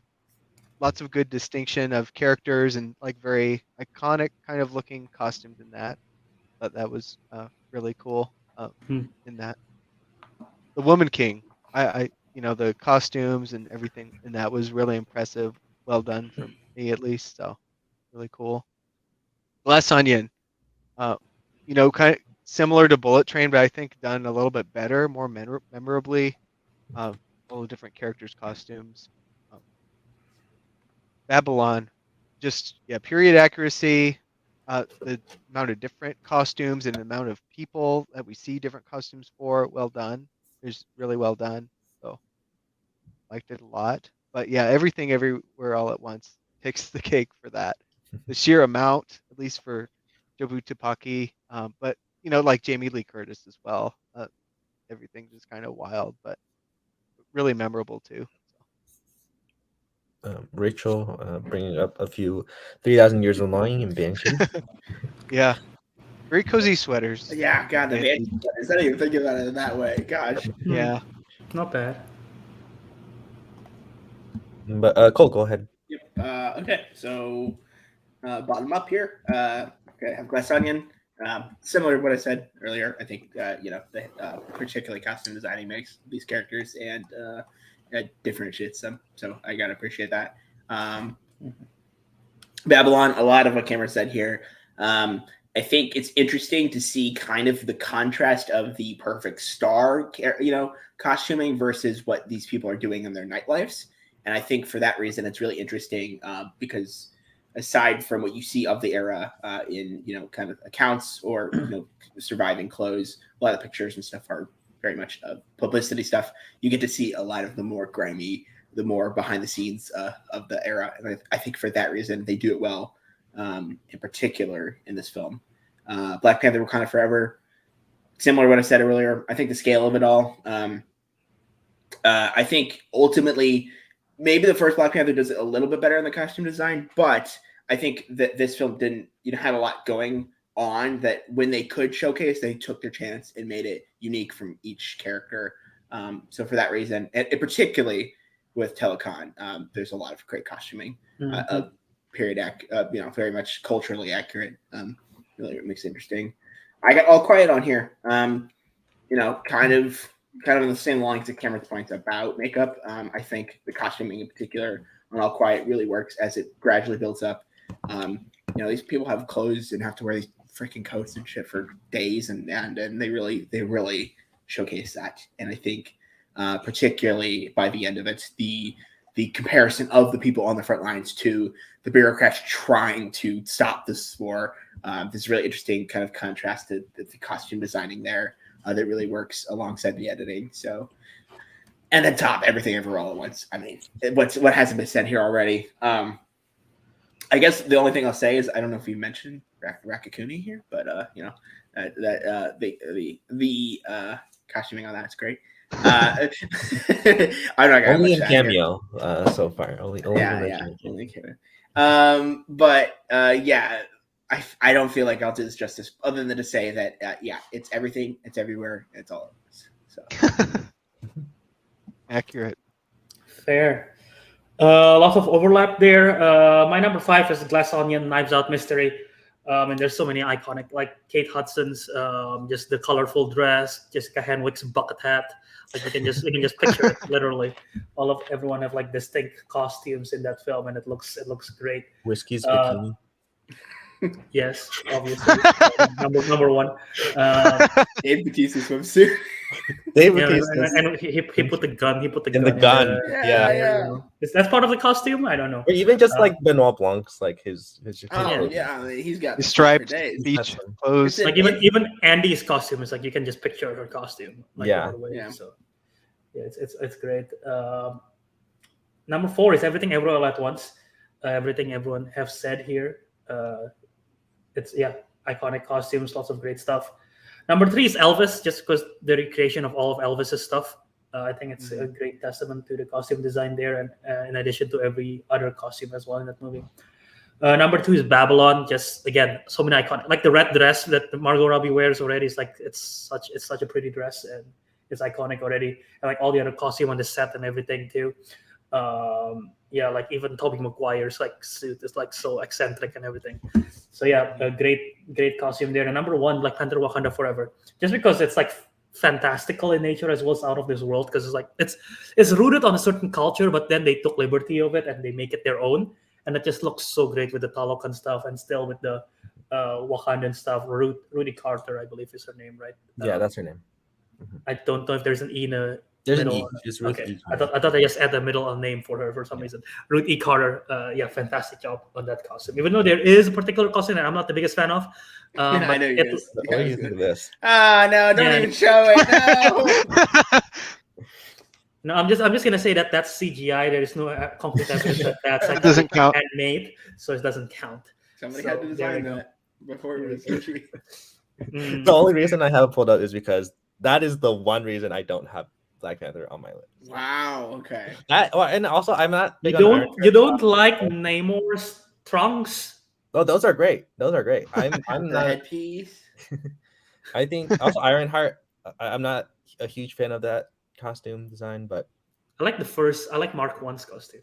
yeah, there's just too much going on. But all right, yeah, I'll go to my 5, which are this is alphabetical because I don't have them in order yet. But Babylon, you guys have already talked about it. I have Bullet Train. I think I agree with a lot of what Cameron said as well. A lot of really memorable costumes. I think the whole the thing that Zazie Beetz wears as well, the Momo doll, whatever it's called. Oh yeah, that one. Oh yeah. And then I have Everything Out Everywhere All at Once. That is my winner. I think just the superior Elvis costume. I think everything Joe Butafaki wears is just it's just beautifully, incredibly designed, super creative. But then also there are some just really memorable outfits, even like Deirdre, that what she wears. Yes. Or the the amazing suit, the very sexy Waymond with that. Yeah, Suave Waymond. So yeah, that is my winner. I have Glass Onion. We just some really incredible modern costumes. It's like very. It's not often where you like modern costumes feel very memorable. So I think Glass Onion did a great job. And I have Mrs. Harris Goes to Paris, which I don't know how many people have seen this movie, but it is based on Dior, and there are some beautiful Dior dresses that are showcased throughout the movie, and it's stunning. Thank you, word for it. Okay, so then we'll go on to best editing. Cole? Oh, sorry, I forgot who I lost track of who was going next. Okay, yeah. This is tough for me. You know what's funny? I think about editing is that it's always surprising to see what gets nominated, but in the normal Oscars affair. And so to me, editing is something you notice when it's great, but when it's not, it kind of goes to the wayside. So it's really hard to pick stuff. But I think in the kind of recent catch up here, I've caught a lot of great things. So it might be recency bias, but I'm gonna run with it. I got Banshees of Inisherin. Aside from the fact, particularly with the way it handled kind of the back and forth of it all, I just really like it. I think it takes its time, particularly with reactions and stuff like that. Simple is just really that simple in my explanation here. Fire Love for a documentary. Its editing is fantastic. I think documentaries can get into a rope of lingering on too many things or just getting to the point where they want to show everything. Fire Love takes its time. It knows exactly when to cut, and I think in particular deserves the love here. I have Tar on here, partly because it was nominated, but also I think editing here is good. It's just something that works in a scene-by-scene case, so I can think of great scenes, but can't think of the editing overall in the film. But just for some of the great scenes, I think I'll give it there. Everything Everywhere All at Once. I think in the high action scenes, it takes great care about how they handle their fight choreography, and so when your editing is really good and you can take your time with your choreography, that gets a great nod in my eyes. So I know this might be a case of I like when it doesn't edit, but inherently I like when the edits are deliberate. And my number one, thank you, Cameron, for giving me this recommendation. Glad I checked it out because by a long shot, it's Decision to Leave. Man, the editing on that movie is fantastic. I think what stands apart from everything else this year is kind of we're talking about the VFX side of it. There's a lot to that, but then also, as you get into the film, the editing becomes a little bit more hectic, and it's really gradual, and it's something that you kind of want to not be noticing that, but when you're noticing it, it's really great. And then it kind of takes us back to lean back and say, hey, let's get back into the story of it all. But particularly, I love the editing in that one this year. Like I said, maybe recency bias, but I'm getting wrong with it, unfortunately. So Decision to Leave is my number 1 this year for editing. I'll take it. All right, up to me for best editing. Number 4, I have Doctor Strange in the Multiverse of Madness. There are great editing sequence in this film, in my opinion.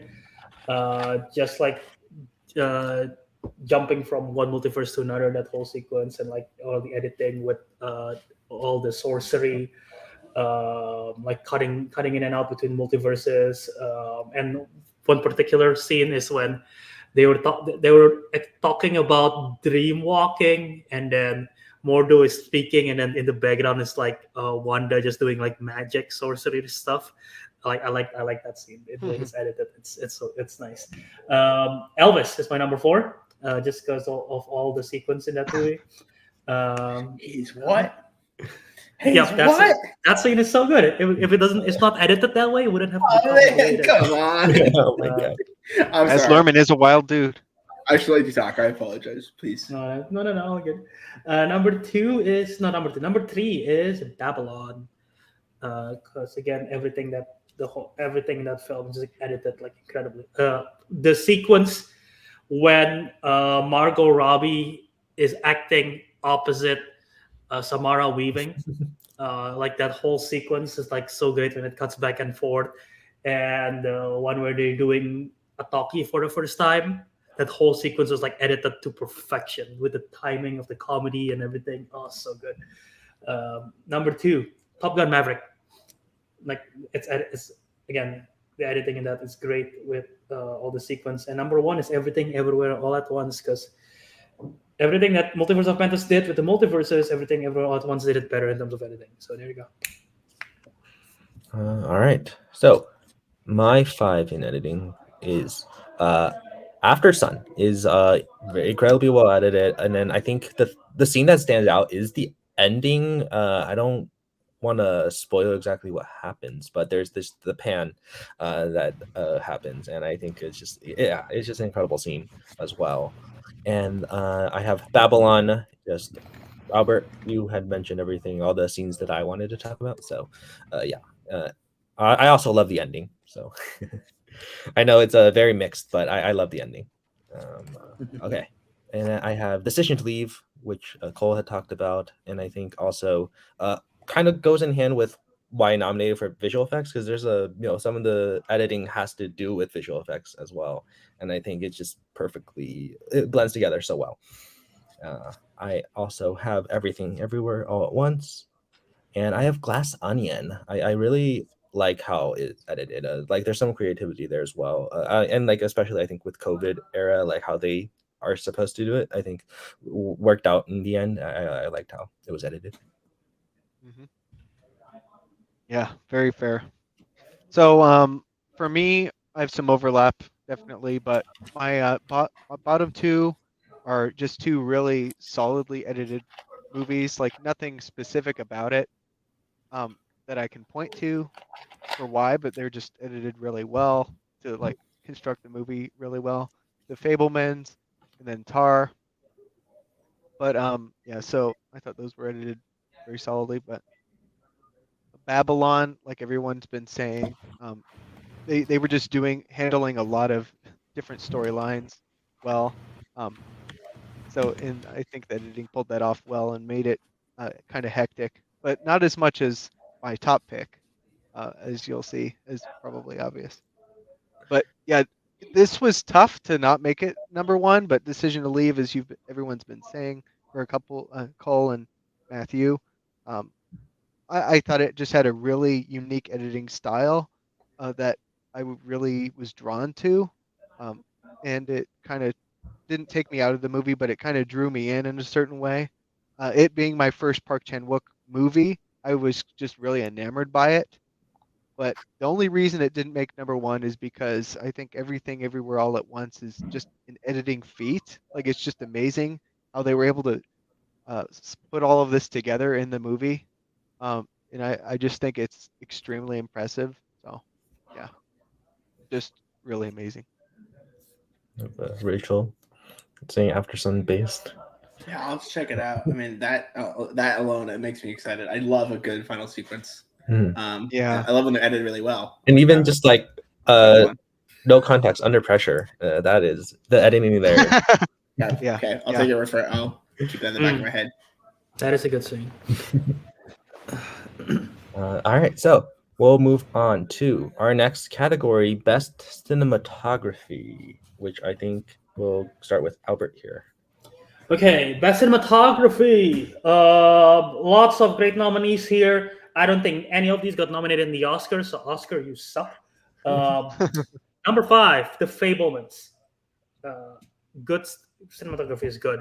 And so like literally, even the last shot alone is like a great nod. I like the sequence where they're in the forest and he's filming the mom dancing, Michelle Williams dancing. Like the cinematography in there is great. Like a lot of great shots in this film. So yeah. Number 4, Nope. The cinematography in this film is incredible, especially when they're like doing lots of wide shots and everything like that. Oh, it's so good. So yeah, Nope. Number 3 is The Batman.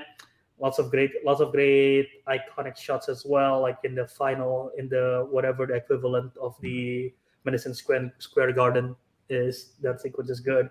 The car chase, like there is a particular shot there on top of a unfinished building with him and Catwoman, and it looks cool with the sun in the background. Hey, and where's the horizon in that shot? It's not in the center. No. Oh, That'd be boring as shit. That would be boring as shit. That's there you go. John Ford? No, I can't remember now. God, is it John Ford? Yeah. No, yeah. It's John Ford. Okay. Yeah. I was like, crap, I'm gonna get the director wrong. Yeah, the same thing. Yeah. Anyway, number 2, Top Gun Maverick. Everything looks incredible in this film, even down to the football scene where they Iron Ford display. I think just like the sun on a Miles Teller's abs. It's Sarah's display picture for a reason, in Discord. Yeah, that's cinematography. Clearly, she took that because of the cinematography. Yes, yeah. Not because I think so. other Yeah, I reason. think she's Not a because of- cinematography person, and that's why she. Yeah. Yeah, exactly. Okay, yeah. So yeah, and number 1, Babylon. Like just the opening scene alone is good enough, but everything else in the movie makes it better. So yeah, there you go. That's my 5. Okay. Before Rachel has a pick, Eternal Daughter, mid movie with fantastic cinematography. I've never heard of that film. Might make it worth watching. I suppose, yeah. Maybe I'll end up watching it before Sunday. We'll see. All right. So my 5, I have After Yang. I think it's a gorgeous movie, and like I think it's stunning. Every frame is like perfectly just. I think Kogonada, man. Yeah, Kogonada. I have Babylon as well. Just Albert mentioned it. I think it's incredibly well shot. All right. Bodies. I think it's really creative, especially like how they do the lighting, because like with the power outage, and they have some really creative ways to film the whole movie. I think with the flashlights, like using their phones as lights, or like even just having glow sticks like on their around their neck, or all that really adds a lot. And I think also just with the way it's filmed also just feels there's an extra level of claustrophobia with the cinematography. I think it worked really well. So I have that, and then I have Decision to Leave. Another just I think goes in hand with a little bit with how well it's edited, but I think it is a gorgeous movie as well. And I have Everything Everywhere All at Once. Yep. Yeah, okay. I have Everything Everywhere All at Once making my list as well. Just it's accomplishing a lot, but it still looked great, especially in the fight sequences, but everything they were doing. The Northman, I thought that movie looked really great too. It looked beautiful. And yeah, just there's a lot of use of darkness in that looks really cool. Which I can say the same for Nope as well. My number 3. I wish I saw this in IMAX because it's just really beautiful in a certain way. But yeah, also haunting in the same way. But I thought it was amazing cinematography. Babylon, my number 2. It was just technically really well done too. But yeah, it was kind of tough between these couple of them. But my top one right now, where it currently stands, is Decision to Leave. Maybe it's recency bias, but I just think it's my favorite looking movie of the last year. Um, and that's a combination of a bunch of different things with the VFX and everything. But yeah, I just think it looks beautiful. I just bring up Spence also with Bodies, Bodies, Bodies. Rachel responding with the A24 Tilda Swinton. Was that That's the one Memoria? directed by Joanna Hogg, but I don't know if it's related to the Mm. second year at all. I don't think it is. But That's not Memoria. That's the other one, right? no, that's a different. Okay, So got it. maybe Rachel can answer if it's related to the Souvenir, the movies, or not, because I just know the director of those movies. We love playing a guessing game. We're trying to figure out the movie based on the details. Rach, thanks. Anyways, okay, so top 5 for me. Starting from the bottom, The Northman. I think what everyone said is true, but particularly the lighting on this one is really great. The volcano sequence alone makes it. But I could see how it kind of gets into this grayish haze a little bit. So it's not quite at the top here, but I feel like it's a lot of movies these days, so it's really hard to say. But I think there's some interesting, in terms of the action sequences, some really interesting hidden cuts and cinematography choices that really make it fluid in a way that some of the other films are trying to do, but have to resort to crappy editing. So whatever. Top Gun Maverick. Aerial sequences alone make that. I think truly the rest of the cinematography is fantastic too, for what it is. But man, those aerial sequences are something to be said. Number 3, I got All Quiet on the Western Front. A lot of the things that we say about the scale of it all, I think they do really well, and particularly as they really get close up to these people. And I think particularly my favorite is the scene of in the crater with the Frenchman. That one in particular is really well shot. That's if I pick out a standout there. Decision to Leave. Maybe recency bias, like Cameron's saying. I disagree. I think that out of everything I've seen this year, it kind of goes it all goes in tandem. But for this one in particular, the framing on these shots are really fantastic. Oh yeah. I think that I am kind of sad I didn't think of it After Yang, because I really love After Yang's framing as well. So, but for a lot of the same reasons, Decision to Leave has that in stride in particular. And there's a lot of great sequences that they use to kind of recreate the feeling of what it's like to be in the apartment. And if you you'll understand what that means, if you've seen it, and the way that is shot alongside the VFX is great. Number 1 with a bullet. Nope. I don't understand how this wasn't nominated at the Academy Awards. It's insane. Some of the best stuff going out right now at the budget that's at. And to be honest, man, nobody's doing IMAX like that. Even Nolan, to an extent, has his limitations. Those sequences were fantastic, and it's not just the scale of it all. I think the interpersonal scenes are really shot well, and they really take great care, particularly, especially by the end there. It's fantastic. So yeah, Nope with a bullet for me. Yeah, Nope was honestly right there, but I felt like I wanted to give more love to Bodies, Bodies, Bodies, because I knew a lot of people would. I respect that too, man. Yeah, Bodies is great. Yeah, because you gotta think about that, because they gotta light that. They have to fake all that too, anyways, right? Like, the glow sticks and all that. Like, there's layers on top of actually having them, and then also doing the extra work to make it like that environment, but also look good, rather than a crappy, grainy, dark mess. So yeah, for sure. All right. So, also, Rachel did. We have the answer. Yes, kind of sequel is a spiritual sequel. Okay, got it. Interesting. Okay.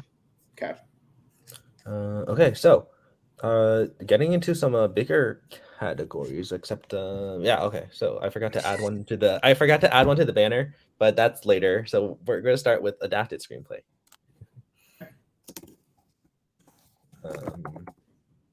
I'm starting this. So let me add the banner first, and then all right. My picks for adapted screenplay are I have Glass Onion, Knives Out Mystery. Yes, I think Ryan Johnson does an incredible job of just weaving this mystery together. But like, it's not just about like who the murderer is. It's more about like the journey and like whatever happens in the plot. Like, just makes it so compelling. So the Glass Onion. I have Marcel the Shell with Shoes On. I think that one is just like such a delightful story, but I think there's some really heartfelt moments, and I think that's in the screenplay, especially with like Marcel and Anakani. So yeah, I have Pearl.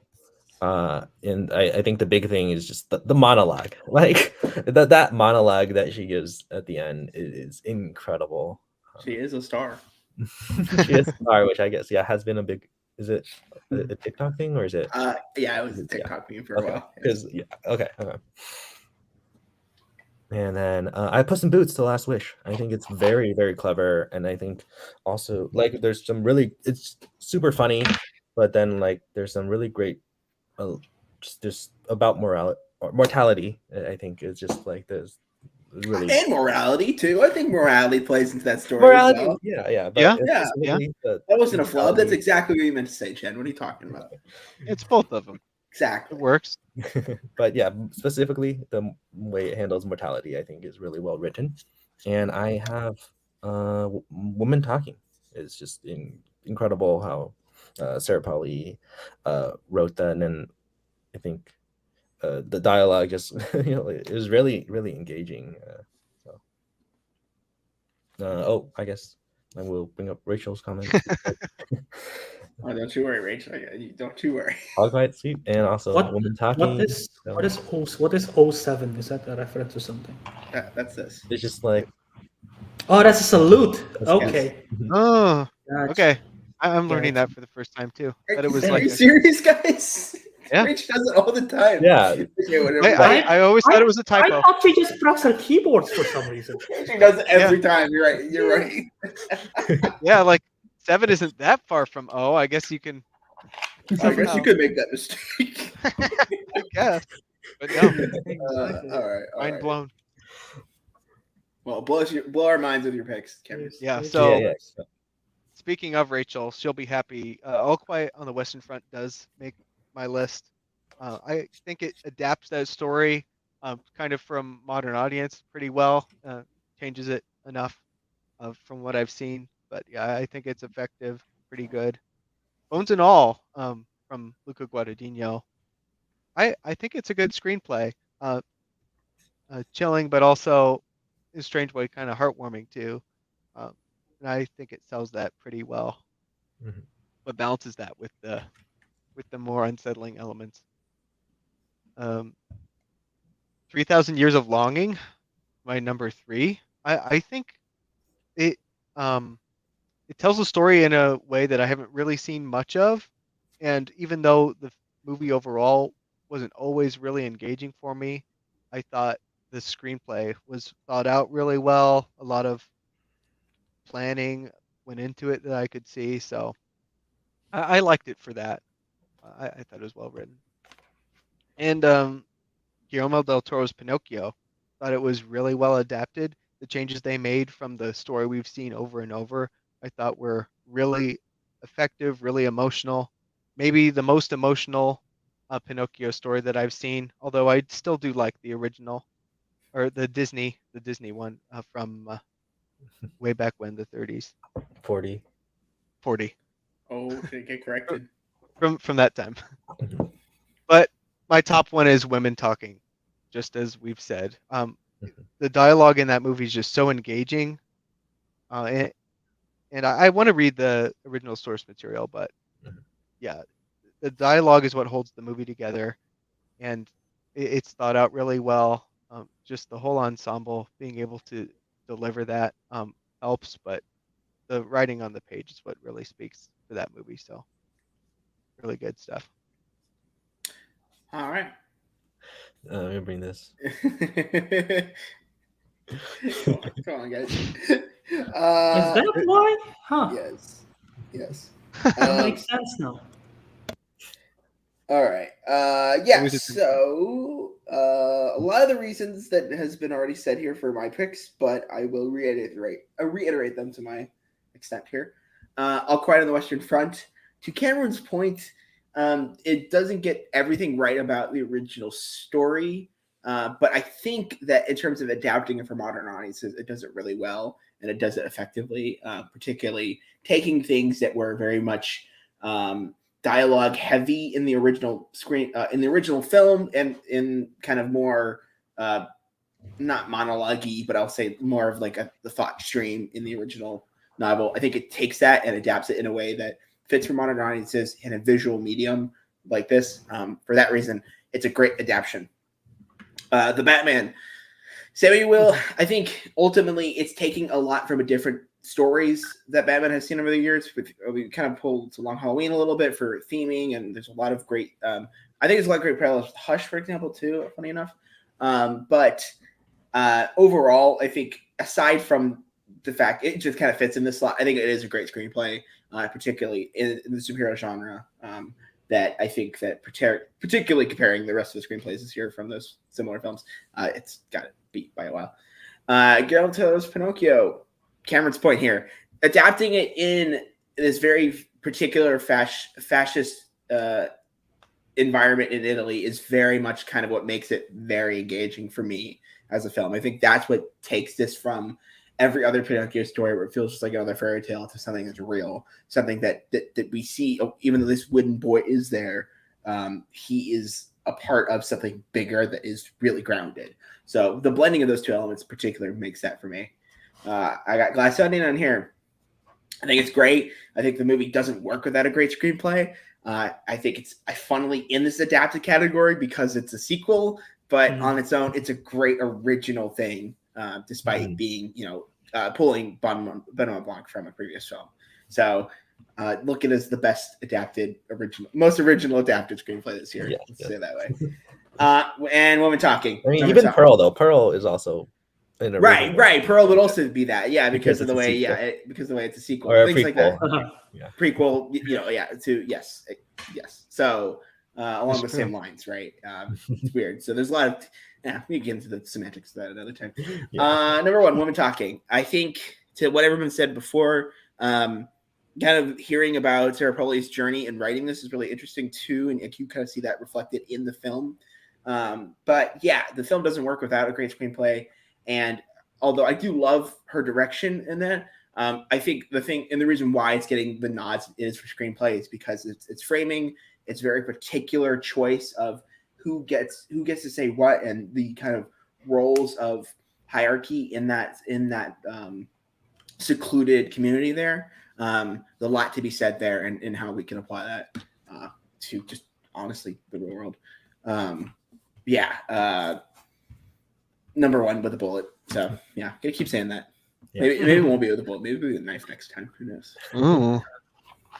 Candlestick. Stab that number one right into the slot. So all of you have women talking in this category, right? Yeah. I think so, yeah. I just bumped women talking out. I had it. I just bumped them out. However, Explanation. we heard it here first. Woman. I don't like hearing women talking. Okay, I'm just kidding. Don't cut that out of context. No one does that. Clip that. So clip that. We're gonna. No, I mean the film is fine, and I thought the film was boring, so it doesn't help with the script. So I had to bump it out, and then you guys mentioned Pinocchio, and it reminded me of a different movies, and I put that instead of women talking. So blame whoever bring up Pinocchio. But anyway, so number 5. The Whale. A lot of people say the screenplay for this film sucks. I disagree. I think the screenplay works for me. It got me emotional, and I think it works. So I like the screenplay for this film especially until the very end, with the whole report thing. So yeah, good stuff. Thank you, Rach. Appreciate it. Number 4. This is the one that I just added last minute, bumping out women talking. Chip and Dale Rescue Rangers. Oh my god! the fact that it's a meta world and they made it work and it's not confusing with the whole idea of bootleg and piracy and everything, and there's so many chaos stuff in this film, but it works. It, I don't know, man, it's great. I put it number 4. Number 3, 3,000 Years of Longing. The screenplay is good for this one. I mean, it's literally just a screenplay movie. So yeah, this one actually, I enjoy this one more than Women Talking. So there you go. Also, I'm gonna bring this up because Rachel, this was when you mentioned Chip and Dale, so I had to. Hey, it bounces out. You have No, a that's 3,000 years of longing in there. Wrong comment. I don't know, Rach. One has a good script that's entertaining. The other one has a good script that I didn't find entertaining. So I don't know. Okay, never mind. I'm not gonna say anything. I'm not here. I'll say this. I'm a bad judge for screenplay because I don't read the script. I just watch the movie and I don't take the script out of context. You think we're reading the script alongside it while we're watching it? No, my brain doesn't work that way. We're highlighting the copy as we're watching it. There you go. But yeah, number 2, Top Gun Maverick. Again, this movie would not work without a good script. A movie would not be as good as it is without a good script. I think the script made it work. And I mean, just there's literally a line in this movie that makes me emotional just when I saw it the first time. Like, "Thank you for saving my life. It's what my dad would have done." Like, that's just a simple line, and that's good screenwriting right there. And number 1, not Glass Onion and Knives Out Mystery.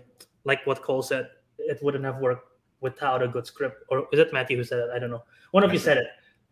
Yeah, there you go. I paid attention. It wouldn't have worked. It wouldn't have worked without a good script because, again, it's a murder mystery. It would have been dull and everything, but it made it work. I think it's funny as well. Comedy is not easy to write.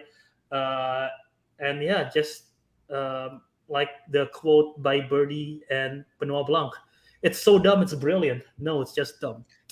Perfect screenwriting. Gets right to the point. Do they have clips when they do screenplay in Oscars? If they do, they should put this. They should put this clip. They did like so the thing where they like highlight No, the it's just script dumb. as it's going, like they did in that Oh. Parasite that one year. I remember that. Maybe Yeah. they did something similar. Yeah. Sorry, Chip and Dale Rescue Rangers won't make that on that screen, unfortunately. Albert, I hate to tell you that. You might have to make that edit on your own That's for your own fine. purposes. I gotta be controversial, be different from all of y'all. So I'm not Yeah. gonna be boring and the same. So, Yeah. Or I That's true. didn't even know that was a word referred to Jewish people. I thought it was just a generic term for cheap. Wait, what is this? From Birdie. Dale. Oh, yeah. Oh my It's great. god, it's brilliant, dude. That's why it's You see it here, folks. All right. So then let's move on to next category. Best original screenplay. And Cameron, we can start with you. Okay. Yeah. Starting the list at number 5, Babylon. Just how the whole movie connects its themes between the different characters and several different monologues throughout the movie, I think work really well. Just how it's bigger than us. I think it worked well. So yeah, I thought it was well done. But making a pretty recent addition to this list next is Decision to Leave. I thought a lot of the technical aspects and the acting were really good in this movie, but the screenplay is really impressive to me. Just, I don't know, the way the text conversations back and forth were really smart and well thought out, but just how the story progressed, all the twists and turns, I think was the best of the year, at least from a mystery perspective. I liked it more than Glass Onion in that way, but very different movies too. I mean, really hard to compare those, but I thought it was just really well constructed, really engaging. But for third place, Everything Everywhere All at Once. Just again, kind of like I said for editing, the way they were able to make this work and have really strong themes, just with everything that is going off at all cylinders in this movie, I think is a screenplay feat as well. So I thought it was really impressive. But number 2, I think just extremely, really smart writing is Banshees of Inisherin. kind of feels kind of allegorical, and it's kind of simple too in a way, but just really well done screenplay. And my number one is Tar, but this was tough between Banshees and Tar. I think they're very close. I think Tar is probably, for me, the smartest written script of the year. Just really solid, and just my personal favorite. That it was well done. Cool. I'm just gonna bank off of you there because that's my number one, and I'm gonna go down from this one because I absolutely agree. I think the way that it deals with kind of how to be a decent human being, and this woman is not that, and it's insane the rabbit hole it goes down, and I'm there for the entire thing, man, and it's really intricate. I really love it. I think there's something to be studied there, particularly with the way as it gets towards the end of the film, kind of the consequences of your actions. Right below that, Everything Everywhere All at Once. Kind of back to my point from the last one. This is definitely the most original screenplay this year. Doing the multiverse thing, miles better than anything else, I think, this year. And particularly the way it's able to juggle these characters and plot lines is really intricate, but also keep the heart of it all. I mean, that's the thing that really surprises me, And when you see the scale of this film, but then you kind of take a second back, you realize who's producing it, who's writing it, what they came from. I mean, there's something to be said there, how well they're able to kind of balance those two. And the screenplay there in particular does that very well. So Everything Everywhere All at Once. Right below that, Banshees of Inisherin. I think it's one of those screenplays that Martin McDonagh is a great screenwriter we've seen from his previous works, but particularly I love the setup on this one. And there's something to be said about a film made for adults in that way. That's just kind of about, what does it mean that like you don't have your passion and you feel like you're stuck in a place, and and the crazy lengths that he tells that story between the two friends here is really impressive. Right below that, I do have Nope. There's a 3-word there. Like I said, it's I love Nope, but particularly I think Jordan Peele succeeds again here. His conversation about spectacle is very much well conveyed in the film, but also aside from the visual side of it, I think that there's a lot of intricacies about how we cope with that and how we kind of deal with trauma in that way, and how we have to realize the consequences of taking that element farther than it should go. And then kind of maybe fill in the slot here, but I do think the mini screenplay is really great. I think that overall, that's kind of the thing that makes it really interesting. It's another Searchlight affair, but ultimately it doesn't feel like it. It feels really different from all the other productions that they've done. I'm not sure who the director is on this one, but whoever the screenwriter is, did a fantastic job. So that's something I'll keep coming back to. I'll be looking for that person's next film. So, yeah, Albert, just in time. Yeah. Actually, well, I wanted to bring up Rachel's comments as well, just so we keep up with her pace. On the count of 3, I haven't seen it, but Okay. would be one. I thought she was gonna do something on the count of 3. I'm like, Yeah. All right. 1, 2. Well, that's my 3. seat, Rachel. This is the saying Everything Everywhere All at Once because all right. Spence missed your 5. You miss Albert putting Chippendale Rescue Rangers on. Yes. Albert, Chippendale. As soon as I do that, everyone in the chat and on the show just went. Oh, what the fuck! So yeah. I sure did. All right. Original screenplay. I just changed one of mine last minute as well. I'm not gonna say what I bumped out in case you guys attack me again, but I'll just say what I added. Don't know what that is. That's number the universe telling 5. you you're doing something wrong. Yeah, whatever it I think is. you needed the woman talking back. Woman talking can stay out. Number 5, The Banshees of Inisherin. They just got added. I'll tell you this: my number 2 got bumped out. So okay. It's weird that I bumped out number 2 out of everything else, but yeah, number 2 got bumped out. But Banshees of Inisherin number 5, like what Cole have said, Cameron have said. Number 4 is Tar. I think that's one of a good screenplay there. Number 3 is Bodies. Very Again, close murder. to my list. I almost wanted to put it on. Fair. Again, murder mystery is not an easy thing to write, and I think they did a good job. Plus the satire and everything He's in a that Libra film. moon. That says Like a there is lot. so many outside of that. There's like so many things about like the mention of all the stuff in there, like how Rachel Sennett's character is afraid that her friends judge her podcast. Like I thought that's a good line. Yeah. It's great. Yeah, it's that is good. Unlike a certain adapted, it's like a certain adapted murder mystery called Dead on the Nile, which didn't make anyone's list. Okay. Number know two why. is The Menu. That screenplay is so good. I love it. So yeah, I'm just gonna put it there. I wonder if in the screenplay there is a instruction for every time Ray finds clap. I don't know if that's in the screenplay or not. Yeah, that would be Yeah. It probably is. Yeah. But everything Nicholas Hoult says in that movie is also like Yeah. perfection. So good. Albert, where did you go to school?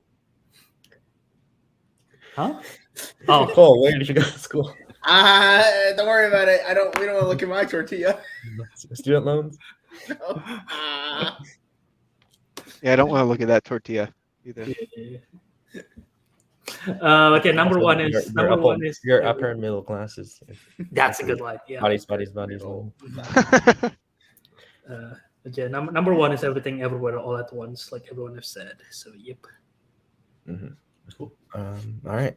My 5 are I have After Sun, which I think is just incredible how like the screenplay is written, because you don't get all the information, but then I think like the limited amount that you like know about the Callum and just like Sophie's like view of him, and I think it's just really extremely well written. And like I think back on the movie, and like there are certain lines that you like remember, and you're like it has a different meaning once you watch the whole movie.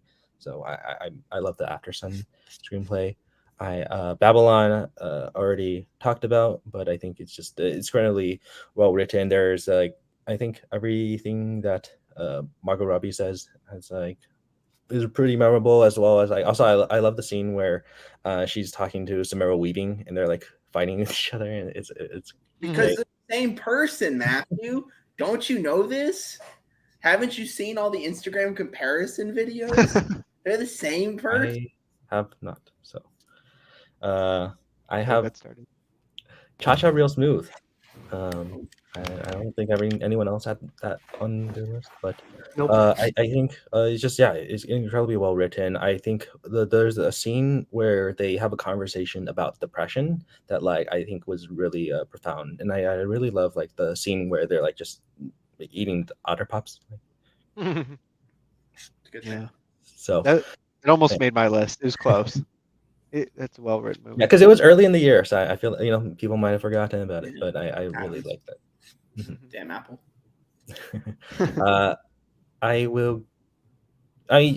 You already know my winner. It's Everything Everywhere All at Once. I think it is like Cole said, it is the most original screenplay of the year. Yeah. And I just think it's incredible how they're able to introduce you to this universe and the multiverse, and how these concepts that like are completely different. And I think it's just really, really well done. So yeah, and that's my number 1. And then I also nominate The Fabelmans. Cameron has already quoted the entire ending before. but, yes, I'm known to do that. Yeah, there's just some really great lines of that. I think it's just extremely well written. I also and some really memorable, just like even with the girlfriend and talking about Jesus, like it's like some really great pieces of comedy as well. Oh my god. But yeah. Oh, you know what's I'm funny? I'm changing my answer again. I'm bumping out Bench of Innisir and putting The Fabelmans. Oh, okay. Wow. Oh, that's okay. Yeah. Okay. Big move. I will say, I think I didn't put it on here. I liked it. I will say I am surprised. I think the co-writing between Spielberg and his screenplay writer, I always forget his name. Tony Kushner, is it? Yes. Is very well done in a way that isn't, just kind of biographical. It takes its liberties, but also it takes its chances on kind of more emotional scenes that might not be necessarily easy to convey in the screenplay. And I think both of them working back and forth there really helped on that one. So didn't make my list, but I want to add that as well. Yeah. I was like that took out Bodies because I was like between those two, I was like which one I would personally want, and I know what Spence, I don't know where you get that idea. That's crazy. Yeah. Wild concept. What a concept. All right, then. Oh, also Spence with an official competition. They would nominate an official competition, and I'm sure there's plenty more categories that they would nominate. Yeah, like I said, yeah. I mean, if you guys have something, if people in the chat have things they want to chat out here, it's especially this year gets a little crowded, especially at the end. We forget things at the beginning. We're talking about Cha Cha Real Smooth. Throw it in there. Mm-hmm. People will look back at this and have a chance to see and catch up, maybe add some stuff to the watch list. So, yeah. Causeway is another honorable mention I would put on there from Apple. Oh yeah. I haven't gotten to that one. That's a Brian Terry Henry film. Yeah, Jennifer Lawrence and Brian Tyree Henry. That's weird you start with Brian Tyree Henry, but yeah, fair. He got nominated. So fair. All right, so I guess we'll move on, and we're going to acting categories. So we're starting with best young actor or actress. So to clarify, this is something we've made. Is this in any other show? Is this kind of an interesting concept? BAFTA has something like this, right? Yeah, there's BAFTA. Yeah, that's right. Like Rising Star Award or something. Rising Star. That's what. Yes. Okay. So they do it for film and TV. I think. I thought it would be a good idea to honor some younger actors who don't often get the love that they should have. And I agree. Yeah. Who are we starting with here? I can't remember now. You want me to start? I can go. All right, yeah, go for it. Cole, I guess. Okay, thank you. All right. I'm going to go work backwards. Michelle McLeod of Women Talking. I think aside from the main leads, she's really great supporting in this. And she kind of stands out as a great example of this category where they're not necessarily, they're in this weird adulthood limbo where they're not, especially in an environment like this where there isn't like college and you're trying to figure out yourself. It's really interesting to see that perspective in the screenplay, but also in her performance here of like sort of being in the conversation, but also being a little bit younger. And I think she really rides that line really well, especially with some of the kind of performances side of the panic attacks in particular that you see with her. I think it's really well. Number 4, I have Rosalie Chang from Turning Red. I think ultimately I put her in this because I want to give the love here rather than in voice acting. Although she is great in the voice acting role, I think as a voice and as embodying that character, she does a really great job, and I'm really looking forward to see what else she does going forward. I get the pronunciation right. Tuso Ambido in The Woman King. She was great, and particularly in a way that when you thrust a character like that into the story, they can kind of seem as like the conduit for the other main character, in this case, Viola Davis's kind of struggles and the back and forth, but she really does stand out on her own here. And I think that makes the movie particularly stronger than some, it might get lost in the shuffle normally. I think performances here in general make it, but hers I really loved. I got Jenna Ortega and X. I think there's a lot of Jenna Ortega stuff that's really popping off, but I really did like her performance here in X, and I'm looking forward to the rest of the things we'll be seeing with her. Was Scream this year? It was. It was, okay. Yes. Yeah, she was good in that too, but if I'm giving better noms, I'm going to say X. And Gregory Mann in Pinocchio. I know, and this might be a controversial take because I think some people find his portrayal to be annoying at times. But I also think I do feel that way, especially towards the beginning. I felt that way, but I warmed up to it towards the end. Yeah, I think that's kind of the point. And in particular, the wonder of him is really well portrayed, and him kind of learning from that, and also embodying that kind of wonder and mystery or like interest of the world on others is really well done, and I think his voice performance goes a long way with that. But also, it does just feel like a kid. I think you really worry about that. I don't know who the one who did the new one, but I didn't particularly like it when I listened to it. Sorry, the Disney one, whatever. Oh yeah. But just yeah. So I think he did everything for that role, and I think he does it very well. I don't think I actually rank this in order. If I'll go reverse. I would say Michelle McLeod is still my favorite though, out of all of these. So if I had to pick one, but I just listed these ones. So Michelle McLeod though, my favorite. So all right, who you got? Okay.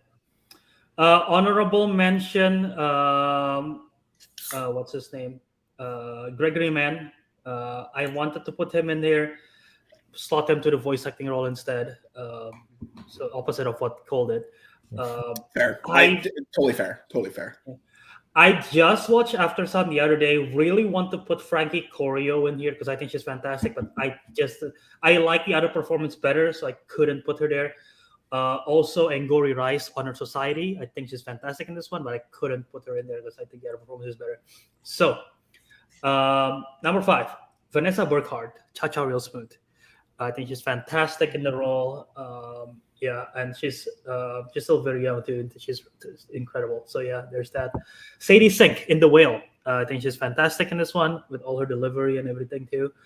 Incredible performance by Sadie, in addition to her stuff in Stranger Things as well, obviously. Number 3, Jenna Ortega, The Fallout. It got wide release this year, so it should count. And her performance, I mean, she has 3 great films. Well, I think there's like something else. There's Studio 666, which is a Studio 666. Oh, it's a cameo. Yeah. Okay. No, there's also American Carnage, which she's in a lot of stuff this year. That's another But yeah, I think I might swap that out for my cameo. She was a really good cameo in that movie. That movie wasn't great, but that was a good cameo. Sorry, I had to say that. No, that's fair. But yeah, she's in a lot of film, and I think this year her best performance is Wednesday, but that's a TV show. So in terms of movie, it's The Fallout because she's the lead. And I think she, with the subject matter of the movie, in case you guys don't know, it's about the school shooting. And she's incredible in it. And there's a sequence where she was on drugs, and I was like, that is great physical comedy of whatever she's doing. So yeah, there you go. Number 2, Gabriel LaBelle, The Fablemans. He is the lead of the film as well. I think without him being good, the film wouldn't work, and I think he did a great job in that movie. And number 1, I was surprised when Matthew told me this person was only 25, so it counts in this age range. Amber Midthunder from Prey. She is incredible in this film, especially speaking the native language as well for the film. Just the physical action sequence and everything. She is incredible. Been a fan of her since Legion, which is why I thought she was older, because I feel like I've been watching her. Because Legion's it got canceled like a while ago, so I thought that's why I thought she was older. I was like, I've been watching her for quite some time. It's only 25, so I'm like, damn. Wow. So yeah, she's my number 1. Since you had already mentioned these names, I'm going to bring up Spence and Rachel's comments. So if you haven't seen I've heard about Funny Pages. I heard that's a really great performance too, so I'll have to check that out. I got a lot catching up to, man. Gosh. Yep, Felix Kummerer is way older than I thought he was too. Also, Rachel supporting Frankie. So I guess we will go to my picks, which I have Frankie Corio. I have her in After Sun. I think she perfectly captures Sophie, who is. I don't know what I can say about After Sun because without going too much into the details, but I think just her relationship with Callum as well. I think she just captures this person very well.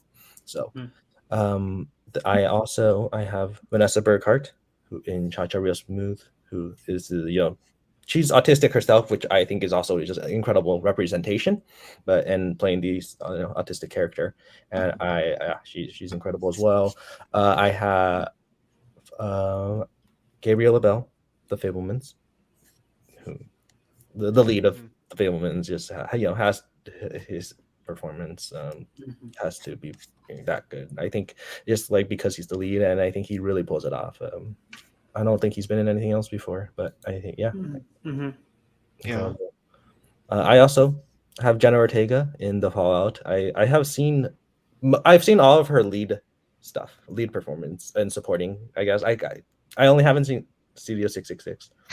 So out of everything I've seen Jenna Ortega in, I think The Fallout is definitely her strongest performance. And like Albert said, it's after a fallout of a school shooting, and so like the way she has to deal with that, as well as just like there's this numbness to her character that she has to portray, and I think she just does that extremely well. So and then my final pick is Alicia Weir in Matilda the Musical. So I'm a big fan of the musical show because I watched it when it came to San Diego. So I have nostalgia from that, not from the Danny DeVito movie. What? So like Yeah, I haven't get seen a hater. Matilda Get outta in here. years, but I love the musical. And so when I watched this show, when I watched this adaptation, I just felt like she really captured what I remember from watching the stage show. And like that character, that Matilda, is the one that I just felt like she did an extremely great job of capturing. And so yeah, she's my one of my nominations. I want to shout out Madeline McGraw for the Black Phone, who Yes. Jesus, line. what the fuck? In Black Phone, which she's great, but So out of nowhere, unexpected. Yeah, she's in my honorable mentions too, along with Vanessa Burkhardt. They almost made the list, but actually, recent change is Michelle McLeod for Women Talking. She was really good. She grew on me after thinking about it a lot. So yeah, really good stuff there. Yeah, she would be in my honorable mentions as well. Gregory Mann does make my list. He grew on me throughout the film, kind of seeing what he was doing for GDT's Pinocchio. Really good. Sadie Sink I also have on my list for The Whale. I don't have the movie winning that much, but I thought she was really good. She is able to deliver bad dialogue, and I think she does a great job. Yeah, but just everything she was doing, I thought she really sold it. She was really great. But obviously Frankie Corio, she almost got the top spot for me. She was incredible in After Sun, and might change over time, but Gabriel LaBelle I thought was my favorite young actor. He's just incredible. He sold the whole movie for me. Maybe the best performance of the movie. Yeah, and a lot of great performers there. Yeah, I feel like I'm regretting not picking Gabriel LaBelle here. Oh, it's okay. You be you, Cole. Sorry, Cole. I didn't have Women Talking, and everyone attacked me. And then no. You changed your. That's not what we're not mad because you didn't have it. You changed it. I mean, you're allowed to change it. It's not due until Sunday. You changed it on the fly for Chip and Dale. I'm just gonna say that. That's what I'm saying here. It was just women talking. That Chip and Dale had a bunch of different characters talking. I don't know.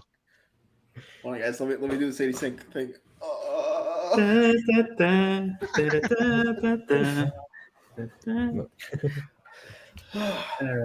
right. Well, then let's move on to Best Supporting Actor, which is starting with Albert. All right. Also great supporting actor performance this year. Tough to narrow it down. My number 5, Tyrese Gibson Morbius. You bastard, you really... No. Just kidding. Of course not. Matt Smith, come on. Yeah. If anything, no one can dance like Matt Smith. I need a mirror right now. I don't want to get copyrighted. So no, I just gotta say, real quick, that is not my actual answer, but fun fact, apparently the director told him that he's gonna get a metal arm in post-production. So throughout the whole film, he acts as if he have a metal arm. So next time you watch a film, pay attention to his arm. He probably do like do that because he thought he have a metal arm or something, but he doesn't. So it's hilarious. Anyway, maybe you should get supporting actor for that, dealing with that. Number 5, I have Justin Long, Barbarian. He is fantastic in this role. Pretty much, he's just so good. He is so good in this film. So, he's my number 5. Number 4. God damn it, Albert! You stole my thunder. I had that as my joke answer, and you fucking have it. God damn it! That's my real answer. Wow. It's not even my fake answer. I thought I was gonna surprise everybody with that. Fuck. All right. Well, snooze, you lose. Exactly. God damn. All good. Sorry to ruin your joke, Cole. Anyway, my number 4, Barry Kyogen. Kyogen confirmed Yep. at Oscar nominations. Yeah, I don't know what his real accent is. If this is a real accent, that means he's not trying. But if this is not his real accent, that means he's trying. And good job for him. Good stuff. Brad Pitt. You don't think his performance is trying, even if he's doing not doing an accent? He's definitely trying. But with an accent, it's much more difficult. So I got to know what his real accent is. I cannot tell. It's his Joker origin story. Apparently, an Irish Joker. Oh my god! It might be. I don't know. That'd be interesting. I don't think that will work. Anyway, number 3, Brad Pitt in Babylon. He's good. He is good in this film. Multiple scenes I can point out, but yeah, he's great. Number 2, Brendan Gleeson, The Banshees of Inisherin. Again, great performance. He actually cut out his fingers for the craft. So that dedication right there. And then he left it for the craft services. Did he? Wow, did not know that. Well, yeah, incredible stuff. Dedication by Brendan Gleeson. Okay, you get that joke. Never mind. Huh? No, I know it's a joke. I don't think you got it, but okay, but all right, keep going. Let's keep going. Keep going. Number 1, I keep mispronouncing his name, so Matthew, do it for me. Let me take a look at your ballot. You know who it is. It's your number 1. Who it is? Come on. It's number 1. Ki Hui Kwan. Yes. There you go. Ki Hui Kwan, number 1. Everything I wrote out. Why am I thinking that? Yeah. I keep mispronouncing his name, so I don't want to mess it up. So yeah. Okay, so not in order, but in order by the movie title. Brad Pitt, Babylon. He's doing a great job. Part of me also wanted to give Joe Benedetto some love, but Brad Pitt has the larger role, and I think Who's that? He's the black singer. Oh, okay. Yeah, he's good. I have Barry Keoghan, The Banshees of Inisherin, also on your list. Ki Hui Kwan, Everything Everywhere All at Once. Don't need to talk much about his performance. It's incredible. Paul Dano, The Fabelmans. I think he is incredible. And then I have Ben Whishaw for Women Talking. I think obviously, I think the whole ensemble is incredible. And so, in Ben Whishaw, he's also being the only man in that movie. He is also doing a really great job. I think, and there weren't a lot of supporting actors that I just loved, but I think Ben Whishaw really added a ton of just there's a really great emotional scene from him that I really liked. So, and he let the women talk. He did. This is true. He talked sometimes. The women were talking, Matthew. Let them talk. Yeah. He almost made my list. It was really tough. But Ryan Tyree Henry made it on my list. Speaking of Causeway from before, he was really incredible. Both him and Jennifer Lawrence, but him in particular, I was glad to see him actually get the Oscar nom, but I would have had him on the list either way. He was great. Brad Pitt for Babylon, maybe one of my favorite Brad Pitt roles. Really good. Nicholas Hoult for The Menu. I just think he's really good in the movie. Like at playing that character, selling it completely. Very unlikable, but hilarious too. He completely sells it. Brendan Gleeson for Banshees of Inisherin. Really good. Mm-hmm. And Ki Hui Kwan for Everything Everywhere All at Once. Just he's my favorite. I hope he wins. Just fantastic stuff. See him come back. Yeah. Couldn't agree more. All right. Well, like I alluded to earlier, it's Albert stealing my thunder. I have Justin Long for Barbarian. Oh my God! Wow, that's so funny. Whoa! Listen, man, I didn't think they would actually pick it. That's very funny. I mean, he is good, but he's great. I think I like the performance better than it actually is good. I think I would pick Skarsgård over Long for performance, but really, Skarsgård's not in it long. I mean, they're both supporting in that way, but yeah. Justin Long. I mean, I think he has the more interesting character. So that might come down to screenplay rather than performance here. But but man, so anyways, yeah, Justin Long for sure. I think for what he's doing in a horror movie like this, I think it's pretty good. So I think you have to appreciate it from that aspect. I also have Ben Whishaw on here. He let the women talk, but more importantly, I think he does a balance of particularly the reservedness, but also like because he's like the only one in the group who's studied outside and kind of seen the outside world. There's a lot of like he's the gateway for a lot of these people to kind of explore. It's like particularly with his interactions with Rooney Mara. I think those scenes are great and makes her performance better too, which really works. And as a supporting actor, we're talking about a supporting way, I think he's supporting this cast very well and kind of the back and forth of it all. So Barry Keoghan also on here. I have Barry Keoghan. I think he is another great example of supporting here. Particularly kind of the way it balances off is this kind of I want to say foil to Colin Farrell's character in a way, but more so the younger kind of idea of that. And so you kind of hope he does things and he's still kind of figuring out his life before in the same way that Colin Farrell's character think he does. But anyway, so in that embodiment of it all is really interesting. And I'm sorry, I'm doing the last minute switch up here. I'm switch up, not changing. I'm not removing something and adding something, Albert. Ki Kwan for my second slot here. He's great. He makes it. He really works well as a supporting actor in the film, particularly the way it balances out.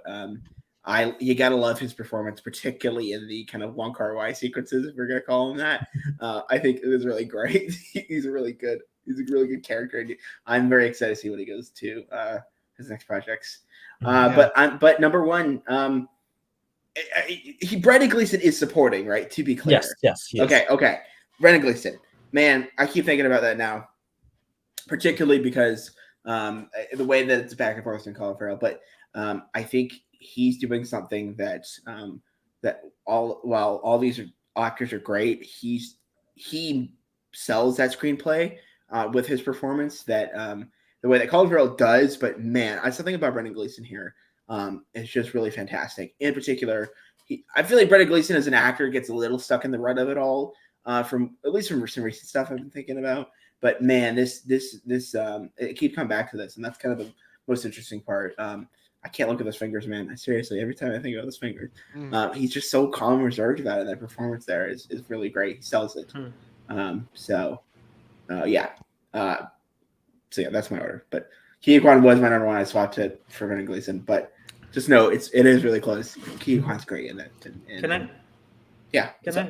Can I say I'm surprised no one brought up Harry Styles in Blueberry Darling? You're surprised. Why are you surprised? I mean, every time you watch the scene with Florence Pugh and him, he's so different from her performance. It's like outstanding. I know he is acting. That is clear. He is acting. Yeah, I'm just joking. Honorable mention for a bad movie, but great performance. Rory Kinnear in Men, because he plays all of the men, and he does a really great job of like making them all different. So interesting. All right. He is a man. That is. Yeah, yes, this is true. All right. So I will. Let's. Yeah. Oh wait, actually, I forgot. Rachel, talking about Daniel Bruhl. I'm not gonna fight about this, but he's not. He doesn't. It feels whatever. No. Sorry, Rach. Yeah. It doesn't help the screenplay's not doing his character. I say his real life person, any justice here. I'm sorry. Maybe the worst part of that movie, but whatever. It's still interesting, but it's the bureaucracy is boring as fuck. Yeah, that's why I haven't nominated. That's exactly the reason. There you go. Exactly. Yeah, let's get the men out of here then for now. All right. Let's move on to best supporting actress. Actually, speaking about women, back to the woman in supporting actress. Except, because I had a really hard time with women talking because the ensemble is so strong, and instead I felt like, okay, I'm honoring them in my ensemble category. So instead I have 5 different actresses from not from Woman Talking, because Yeah. it was just so hard to choose which one was my favorite, you know. I thought you were gonna nominate all from Women Talking. And so I will. You haven't seen start. You haven't seen my picks, Albert. I'm just saying. You haven't seen my picks yet. I'm gonna start by saying my Rachel Sennett from Bodies. I think she is the best part of that movie. I think and I think it also just works super well with the dialogue. And it's just so much fun. I think I just, that's a personal pick, and I loved her in it. So Rachel Sennett. I have Stephanie Shu, Everything Everywhere All at Once, as my winner. Like, he's just incredible at playing. She plays Jobu Tupaki like extremely well, but also just like there's the emotional side of Joy as well. She just balances both sides, and I love it. I have Janelle Monáe for Glass Onion. I don't know if I can spoil. I don't know if I should spoil it, because I feel like that one's been long enough, right? I feel like that was what. But I'll be the villain. Okay, go ahead. Spoiler warning for Glass Onion, because you find out that she has a twin sister, and I think, like, she's already doing a great job as Helen. Is it or Andy? Yeah, Helen's the one main, and then Andy's the twin that dies. Yes. And so, yeah, I mean, she's already doing a great job, but I think she just plays both parts extremely well, and she has to play like her sister, or he has to play her pretending to be her sister, and like it's just there's some really great moments with her, and yeah, she's incredible. And I have I also, this is from Roald Dahl's Matilda the Musical, Lashana Lynch, who plays Miss Honey. And I think she has to add this like level of warmth to the character, and I think there are some differences. I don't know the Danny DeVito's movie as well, but like I think What are on? I'm okay. Whatever. You gotta check. Can I say something? I've never seen any single adaptation of Matilda. Well, you should check. You should read the. Which book. one should I watch? You should read Danny the DeVito. The musical. And then you should watch the movie, and then you should watch the musical on stage, and then you should watch the musical movie. Exactly. Okay. In that You gotta order. give Danny DeVito the time. Cool. Yeah, but I think Lashana Lynch, she just brings this warmth to the character, especially with like, if you know anything about Matilda and like who Trunchbull is, and that relationship with Matilda, I think there's this really sweet moment with like Miss Honey. And I think they have like pretty similar upbringings. I think Lashana Lynch she's had a really big year. She really does sell that Kelly-ness, and I think there's also her singing voice is also just it's very pretty. Like, it's just a very delightful voice that like I think fits very well for that character. So, Lashana Lynch, and then my final nominee would be Dolly De Leon in Triangle of Sadness. I think she is the best part of that movie. Like, I just love, like, when we get introduced to her character, I just think she does an incredible job of like every scene she's in, and I think it's just really enjoyable to watch her. Yeah, I wish I got around to Triangle of Sadness next, but I guess like Carrie Condon, very close, but I unfortunately just didn't make the cut for me. Yeah, fair. So because I didn't watch Triangle of Sadness, she didn't make it on there. But Viola Davis for The Woman King, she was very good. She's she's lead. Oh yeah, she's lead. Uh-oh. She's an honorable mention for lead later. How about that? But who actually made the list? Quick correction. Is actually you want me to go? Actually Nina Hospitar. Okay. Yeah. That's good. Okay. Good pivot. Yeah. Okay. Viola Davis is great, but she's lead. So Nina Hospitar is really good against. Okay, yeah, that's a good one. But Michelle Williams, obviously, thought she was really good. Angela Bassett for Black Panther, Wakanda Forever, though, was incredible as well. She did the thing. Yeah, she did. Bassett, she did a lot of things in that movie. Powerful stuff. But also Carrie Condon for Banshees. She balanced out the two leads very well. So pretty understated performance. Good. But Stephanie She wins for me for best supporting for Everything Everywhere All at Once. She does so much really well. So All right. Yeah. Carrie Condon was really on the short list. I kind of changed it up because I was like, well, I want to give this person the credit that they deserve. But Matthew already gave her the credit. It's Rachel Sennett in Bodies, Bodies, Oh, Bodies. hey. I think she is a great supporting actress in this film. She brings a lot of the comedy and levity to it that while the characters have their own ways of doing it, I think she's the best performer in the script. If that makes sense. I feel like some of the other ones are maybe not hitting on the same levels. I think she definitely brings this movie to another level. Big fan of Rachel Sennett anyways, so I'm really excited to see what else she goes to. But even aside from that, I think her performance stands on its own. So number 4, Stephanie Hsu, Everything Everywhere All at Once. I'm not going to add anything else here other than it's great. A lot to juggle there. And so for that reason alone, it's fantastic. I got Dalla De Leon from Triangle Sadness, recent edition here. It's amazing how much she can carry that movie when she's basically only introduced in the third act. Mhm. I think that is such a important part of this thing because you have a little bit of introduction early in the film, but not in the same way that she just has a commanding presence and ultimately kind of becomes the conduit for the message of the film, and she does a great performance in that as a result. But number two and number 1, I got Claire Foy for Woman Talking and Jessie Buckley for Woman Talking. I couldn't make the decision here. I mean, listen, Jessie Buckley, Claire Foy is great, and ultimately I think what elevates her and got her higher on this list for me is kind of her performance by the end of it. Some of the difficult choices her character has to make. But Jessie Buckley, man, something about the kind of turn of her character being very much the stubborn one in the group and kind of not embracing it, but ultimately kind of reconciling with those environments that she's in and making really tough decision here. She really works. And, it's easy to pick the character that's like that because they're usually the most interesting in the script. Particularly, I think Rooney Mara does a good performance, but her character maybe not necessarily isn't helped by it because that's just the way her character is.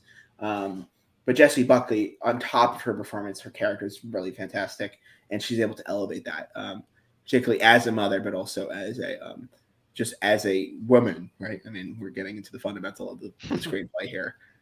So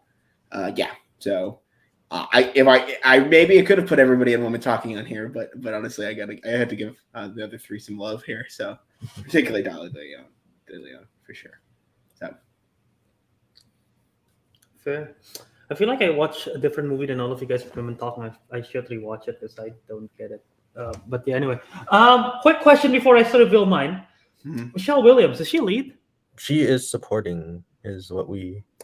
Okay, because I was making sure because I didn't hear any of you bring up Michelle Williams, so I was like, did I miss something? It was a tough one too. It was a tough one, but also I do have the Fablemans as my ensemble in my ensemble as well, similar to Woman Talking. So it's just okay. I have her honored there. And then there's the 5 just making sure because again I thought she's supposed to be lead, and I was like, did I mess up because I put her here? Anyway, spoiler then. She is Michelle Williams, my number 4 for the Fablemans. I think she is great in this film. Pretty much that. I had a last-minute swap from my 5th spot. I kicked out Hong Chow from The Whale, and I put in Rachel Sennett from Buddies for my 5th spot. Let's go. She is good in that one. So yeah. This we're supportive of. This week we will support you on because we can the Woman Talking. Yeah, I can forgive a couple of things tonight. Yeah, that's fair. Yeah, we kick out the women of color and put in the white women here. All right, third one, Janelle Monáe in Glass Onion. I think she's fantastic in this one. Like what Matthew said, the dual role and everything. Janelle Monáe is great. Stephanie Hsu, Everything Everywhere All at Once is number 2 for me. Again, she's incredible. But the only other performance that I think I like better than hers is Angela Bassett in Black Panther: Wakanda Forever. She is a powerhouse in that film. And we all know the line. I am queen of the most powerful nation in the world, and my entire family is gone. Have I not given everything? Her delivery in that line is incredible, especially like in front of Okoye's character as well. So yeah, she's my winner for this year. So yeah. Yeah. Also, Spence has another one of their nominations. Never seen it. Yeah. I gotta check it close. I gotta check out more of the international anyway. Kenny, if you're watching this after the fact, I'm gonna watch EO. I promise. But also close, Spence. I gotta get to close, Spence. Gotta get to that. And what's the other one? There's another one that's nominated. RRR, obviously. I actually get Quiet RRR. Girl, right? Huh? The Quiet Girl. The Quiet Girl. That's right. That's the other one that's nominated. So. Okay, so then let's move on to the next category of Best Actor, and I think we'll go to Cameron. All right. Yeah. Similarly, like I have him on my Best Young Actors. I think he deserves to be here too. Gabriel LaBelle. He was incredible in the film. My favorite part of the movie. So, yeah, he did a great job. So he's my number 5. I say Ralph Fiennes here for The Menu. He's incredible. The way he can clap like nobody else. That way he claps, boy. Yeah, he clapped his way into my Best Actor list. And into your heart. And into my heart. Yeah, he was in my heart already. But did he clap the cheeks? No, that I cannot say. But yeah, my number 3, Daniel Kaluuya. Nope. I thought he was incredible. Incredible. Just, I don't know, stoic performance, but what he can say just with his face is amazing. He's great in the movie. But yeah, Colin Farrell for Banshees of Inisherin. Also incredible. My number 2. But Daniel and him were close. But my top pick, Diego Calva for Babylon. He held the whole movie together. Like, he was the whole part of the movie. He was the center of all of this, and I thought he was incredible, especially for being a kind of new actor onto the scene, not doing too many movies. He was really great. So he's my favorite. Actually, now I'm reconsidering my list. All right. But I won't. Any last minute changes, huh? No. Official competition shout out, right? Antonio Banderas. Oh, there you go. So doubling up this year, I guess. Okay. Number 5. I got Daniel Radcliffe in Weird. I think he's great.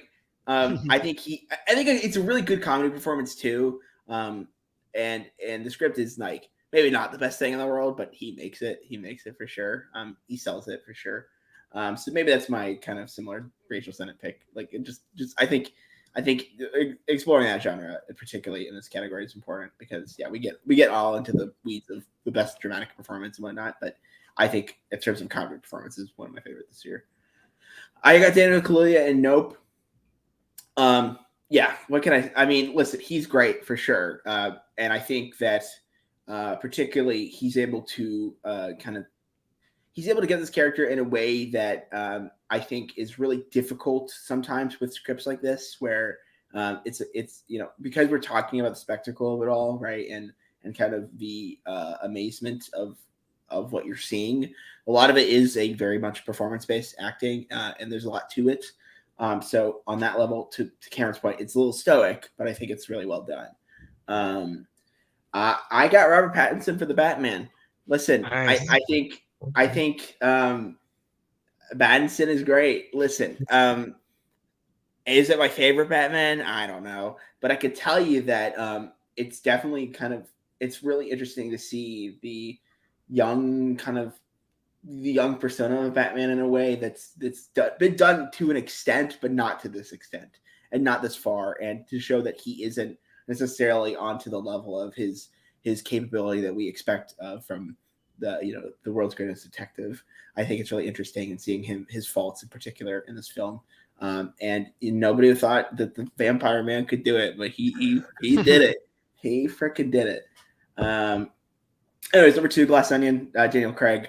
What can I say? I mean, listen, it's a standout. There's a lot of great performances in that film, but in terms of lead, I think what's impressive on a screenplay level, but also particularly on an acting level, is that he takes his character and he doesn't necessarily play it the same like he did in the previous.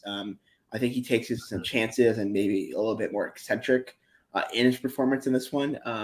And for me, it's like sometimes it's about entertainment, and goddamn, he's an entertaining performance this year. And I think people love that, and ultimately that might not be the thing that gets the Oscar votes, but goddamn, it's memorable. So, yeah. But number one, I still got Colin Farrell. Like I said earlier with Brendan Gleeson, I think. Sorry, to clarify, Colin Farrell in Banshees of Inisherin, not in The Batman. I apologize, but that'd be supporting anyways. Except La Ratolata is actor, pure actor in my heart.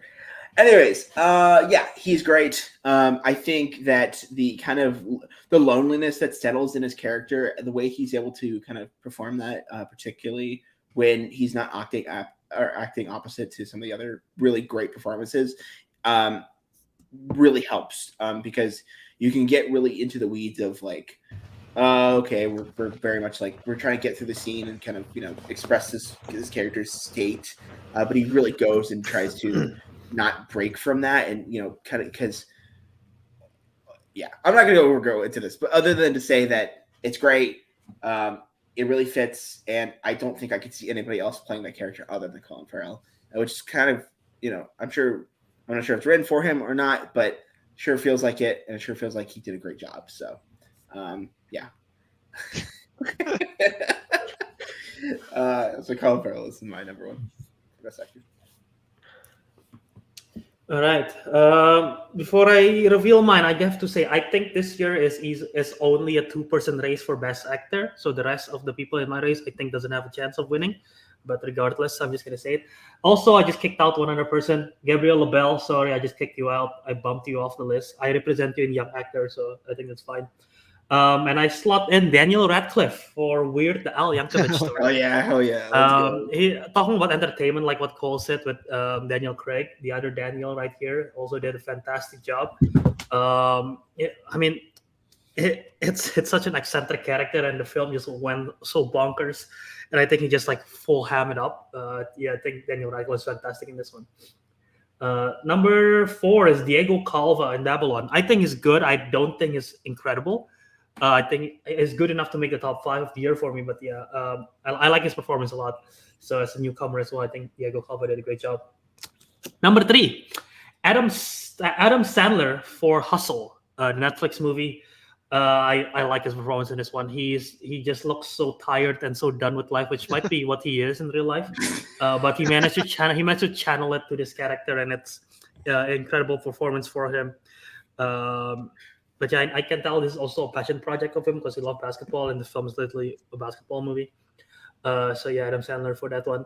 And here's a 2-person race that I'm mentioning: Austin Butler, Elvis. He embodied Elvis really well, even through the voice and everything, and just the physical performance, all the gyrating and moving and everything. It's physical. I know performance. you mean that seriously, but goddamn, it's so funny. He did gyrate. He does gyrate a lot. It is the big plot point in the movie. It's like, you gotta stop that man from gyrating. But yeah, Austin Butler and Elvis, fantastic job. And my number 1, Brendan Fraser in The Whale. His performance is like super emotional, and with that arc with the character, Brendan Fraser, great job. Love to see him.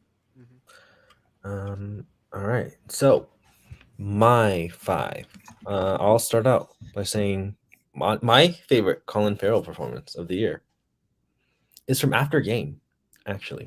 Oh yeah. And I just think there's something that he really brings to this like calm nature of Kogonada films, and just something very subtle and nuanced in his performance, especially like with his relationship with Yang. And I think there's just something really interesting there. I know not a lot of people have seen this movie, so I don't want to go into too much detail, but I love that very subtle performance. As someone who's seen it, I absolutely agree.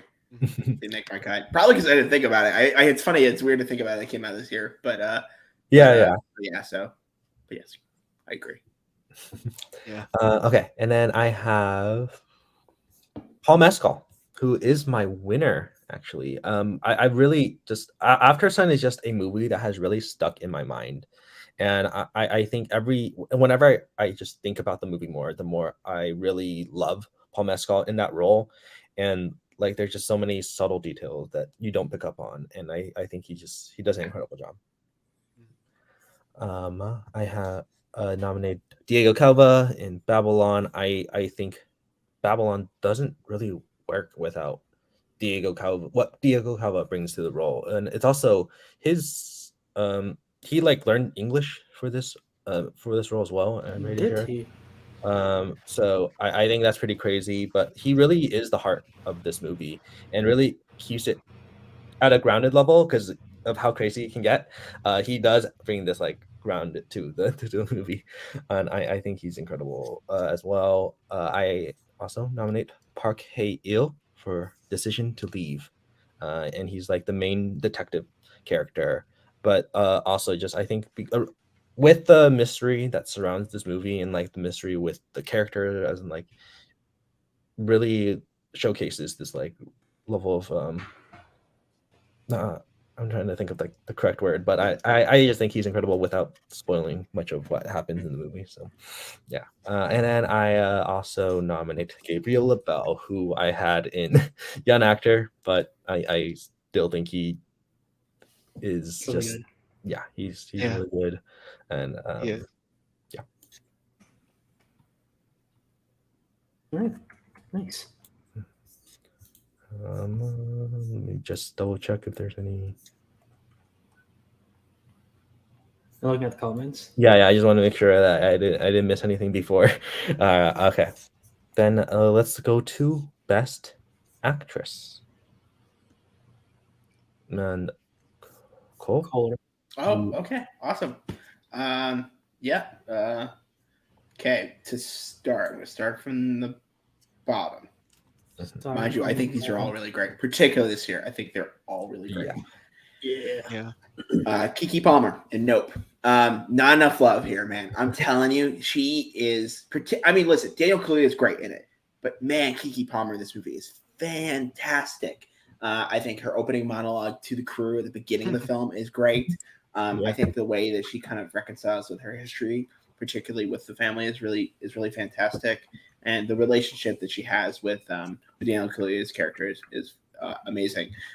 She also gets shout out, not that this is necessarily just on her performance, for being in the best fucking Akira bike slide reference I've ever seen. God damn. God damn. But yeah, she really sells the energy of it all in the like what takes the intrigue and then takes it like, all right, we gotta do this, and she sells that part of it. So yeah, so that might be my the most entertaining actress. She's super charismatic in the movie. Oh my god, insane! Yeah, True Jackson has really gone up. I'm just saying. Yeah. Okay. VP or like From MVP? No, she's not say the same thing. She is P. She is executive P. All right. Number 4, Viola Davis. This movie doesn't work without Viola Davis. It doesn't work without her physicality in this role. I think that without that in particular, the movie is great, but it is a lot of ancillary things that don't work. But she sells it, and particularly the way that she works alongside her co-stars in this film is really great. The rawness of it all, the kind of the leadership role that she plays in the film is something that maybe necessarily the most dramatic kind of performance we've seen of hers, but man, it really balances that line of entertaining, but also really bringing the heart of the kind of her legacy and what that means for the tribe as a whole. As without getting to the specifics of it, I think people should watch the film. You'll kind of see that for sure. Like I said, her back and forth with Tuso Ambido is great. Number 3, Janelle Monáe, Glass Onion. Wait, did you have her as supporting? Her in supporting. Oh my god, I just realized. Switch it up. Yeah. Now you'll have to figure out if you're removing. I don't understand how that's supporting, but okay, whatever. I just realized. Okay, Daniel Craig is the lead of the movie, and then we have yeah. They're both leads. Really? Are we gonna? All right. I'll come. Tell you what. I'll give the last two here, and then come back to me at the very end here. Okay. I'll do some quick research. I had something in my short list, so I actually have to pull it up. Michelle Yeoh, Everything Everywhere All at Once. Yes, she gives a fantastic performance. The rawness of it, particularly by the end of the film, you love her. You understand the struggle that she's been through, but also kind of her faults too, and how that's balanced off with her relationship with her daughter. I think it's really fantastic. And if it wasn't for this actress coming in here, I think she would have been on top. But Cate Blanchett and Tar, she makes the movie. She is the movie. It's a standout of the year. To a lot of things we're saying here, the movie doesn't work without her, but particularly it doesn't work without her rawness in her performance. I think, particularly with a character like this, you could play it for kind of this, manipulative, villainous-ish role in the real world, but she kind of teeters that line until she goes off the deep end. And for that reason, it's really interesting. And by the end of it, it's a weird lingering effect, and I think her performance just does that. All right. Give me some time to figure out what next. I can feel something in there. I know I can. But yeah. All right, then Albert, we'll go to you, and then we can come back to Cole. Awesome, thank you. Yep. I also gotta say, this category is stacked. Honorable shout outs to Amber Midthunder, Amber Thunder from Prey, Anya Taylor-Joy from The Menu, and Viola Davis from Woman King. None of them made my list, but anyway, number 5, Mia Goth from Pearl. Her performance is incredible, and like the monologue, the ending sequence. Her smile is so unsettling, and I don't even know how long her smile lasts. It's probably longer than her monologue. I don't know, but that's so unsettling. But yeah, Mia Goth and Pearl. Number 4, Keke Palmer. Nope. She's incredible. I thought she was supporting at first, but the assist lead makes sense. But yeah, she is incredible in this film, like what Cole said. She brings the energy and everything. Great performance. I didn't know she had that in her, but love it. Number 3, I have an Australian actress in this list. It's Cate Blanchett. And Tar, she's my number 3. You're gonna go with Angourie Rice. No, Angourie Rice. She's also Australian. But no, Cate Blanchett and Tar, incredible performance. I do think she have a really great performance, one of the best of the year. My number 2, I have an Australian performer in this one, Margot Robbie in Babylon. It's pretty close with Margot and Cate, but I think Margot Robbie delivers much more energy in her performance, and she also has some comedic moments, which I think topped it for me over Cate Blanchett. Margot Robbie for me in that one, especially because, like, again, so many moments with the silent movie thing, the part where she teared up. I don't even know if that's actually her tearing up or not, but regardless, it's like cool that she can with that sequence. And fighting the snake. Name another actress who fought a snake this year. And she pukes. And first spot, Michelle Yeoh, Everything Everywhere All at Once. She's incredible. I hope she wins. So yeah. Okay, yeah, I'll go with my 5. Unless Cole, do you want to go first? If you haven't enough, okay. He's undecided. He messed up his list. You get it. Okay, can you tell me? God, I can't wait. I can't believe I'm figuring this out on stream. Is Tang Wei So Ray and decision to leave lead? I have her in lead because I'm already listing my 5. Great, fantastic. She's my number. She'd be my number 5. She was great. Yes, I have her in lead. I think the two of them, they work together extremely well. And then it just creates this. She's very compelling. I think just that's all I'm gonna say about this movie. But I also I was gonna bring up my honorable mentions as well because I don't have Keke Palmer, but I agree. Like, she is incredible, and she's just so close to making my list. But super charismatic, and I also wanted to bring up Taylor Russell for Bones and All. I know a lot of people haven't seen it, but I think she just plays that role really well. So the rest of the other four that I have, it's or they've already been brought up. Margot Robbie, Babylon. I have my winner is Michelle Yeoh, Everything Everywhere All at Once, and then I have Mia Goth, Pearl, and Kate Blanchett and Tar. We talked about them, so I'll go to Cameron. Yep. I'll be quick too. All of mine have been mentioned as well. They're just great. Kiki Palmer in Nope, Mia Goth in Pearl, Margot Robbie in Babylon, Kate Blanchett in Tar, and then but my winner is Michelle Yeoh in Everything Everywhere All at Once. But yeah, all great performances. It was a great year for acting. All right, then we'll go to best director. We only have two left, so we'll go straight the best director. Albert, start us off. Oh, Albert, muted. muted. Okay, best director at number 5. I have Matt Reeves for the Batman. He directed the shit out of this movie. Great, so many great stuff that we already mentioned, just from so many various scenes. But yeah, adapting it must not been easy, and he did a great job with the noir aspect of it. So yeah, Matt Reeves, good job. Number 4, butcher his name, S.S. Rajamouli. Rajamouli. Rajmouli. Yep. RRR. Great. I don't even know how his brain works, but he directed this, and it's incredible because some of the stuff is like unfathomable. But yeah, incredible stuff. Number 3, similar like the previous one. I don't know how their brain works, but they got 2 brains, so maybe it works better. Daniel Scheinert and Daniel Kwan, the Daniels. They incredible job with Everything Everywhere All at Once. Like again, crazy sequencing, the fact that it all works together. Great job. Number 2, Steven Spielberg, The Fablemans. I think we've said enough about Fablemans. All great stuff in there. Steven Spielberg, clearly a passion project of his, and has been developing since forever. So yeah. And my number 1 is Damien Chazelle for Babylon. Yeah, everything about this film is incredible, and Damien Chazelle did an incredible job with it. So there you go.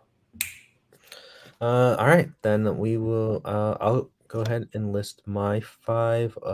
Starting with Charlotte Wells for directing After Sun, and I just think the movie I feel like has a lot to do with how Charlotte Wells like wanted to tell the story, and I think it really shows in her direction. So, yeah, I also nominate Damien Chazelle, Babylon. It's insane, and I think Chazelle just his way of portraying Hollywood, yeah, but like also being a love letter to cinema, and I think he does an incredible job of this. I nominate Park Chan-wook for Decision to Leave, who I love The Handmaiden and Old Boy, and I think he just does an incredible job of telling this story, and also just really creating this captivating mystery, but also like how the movies is structured. We've talked about how all the technical aspects already. So yeah, look for Decision Leave, and I also obviously the Daniels for Everything Everywhere All at Once. This movie somehow exists because of their crazy minds. So I don't know how any of this works, but it does because of them. So yeah, and then I nominate Jordan Peele for Nope, which I haven't nominated Nope a lot. There's so many where I wanted to nominate someone for Nope, and I just like barely made the cut. But I feel like I really have to bring up how well Jordan Peele tells this story, and like with all of its themes, and like just how stunning it looks, and just everything about the movie just really works because of Jordan Peele.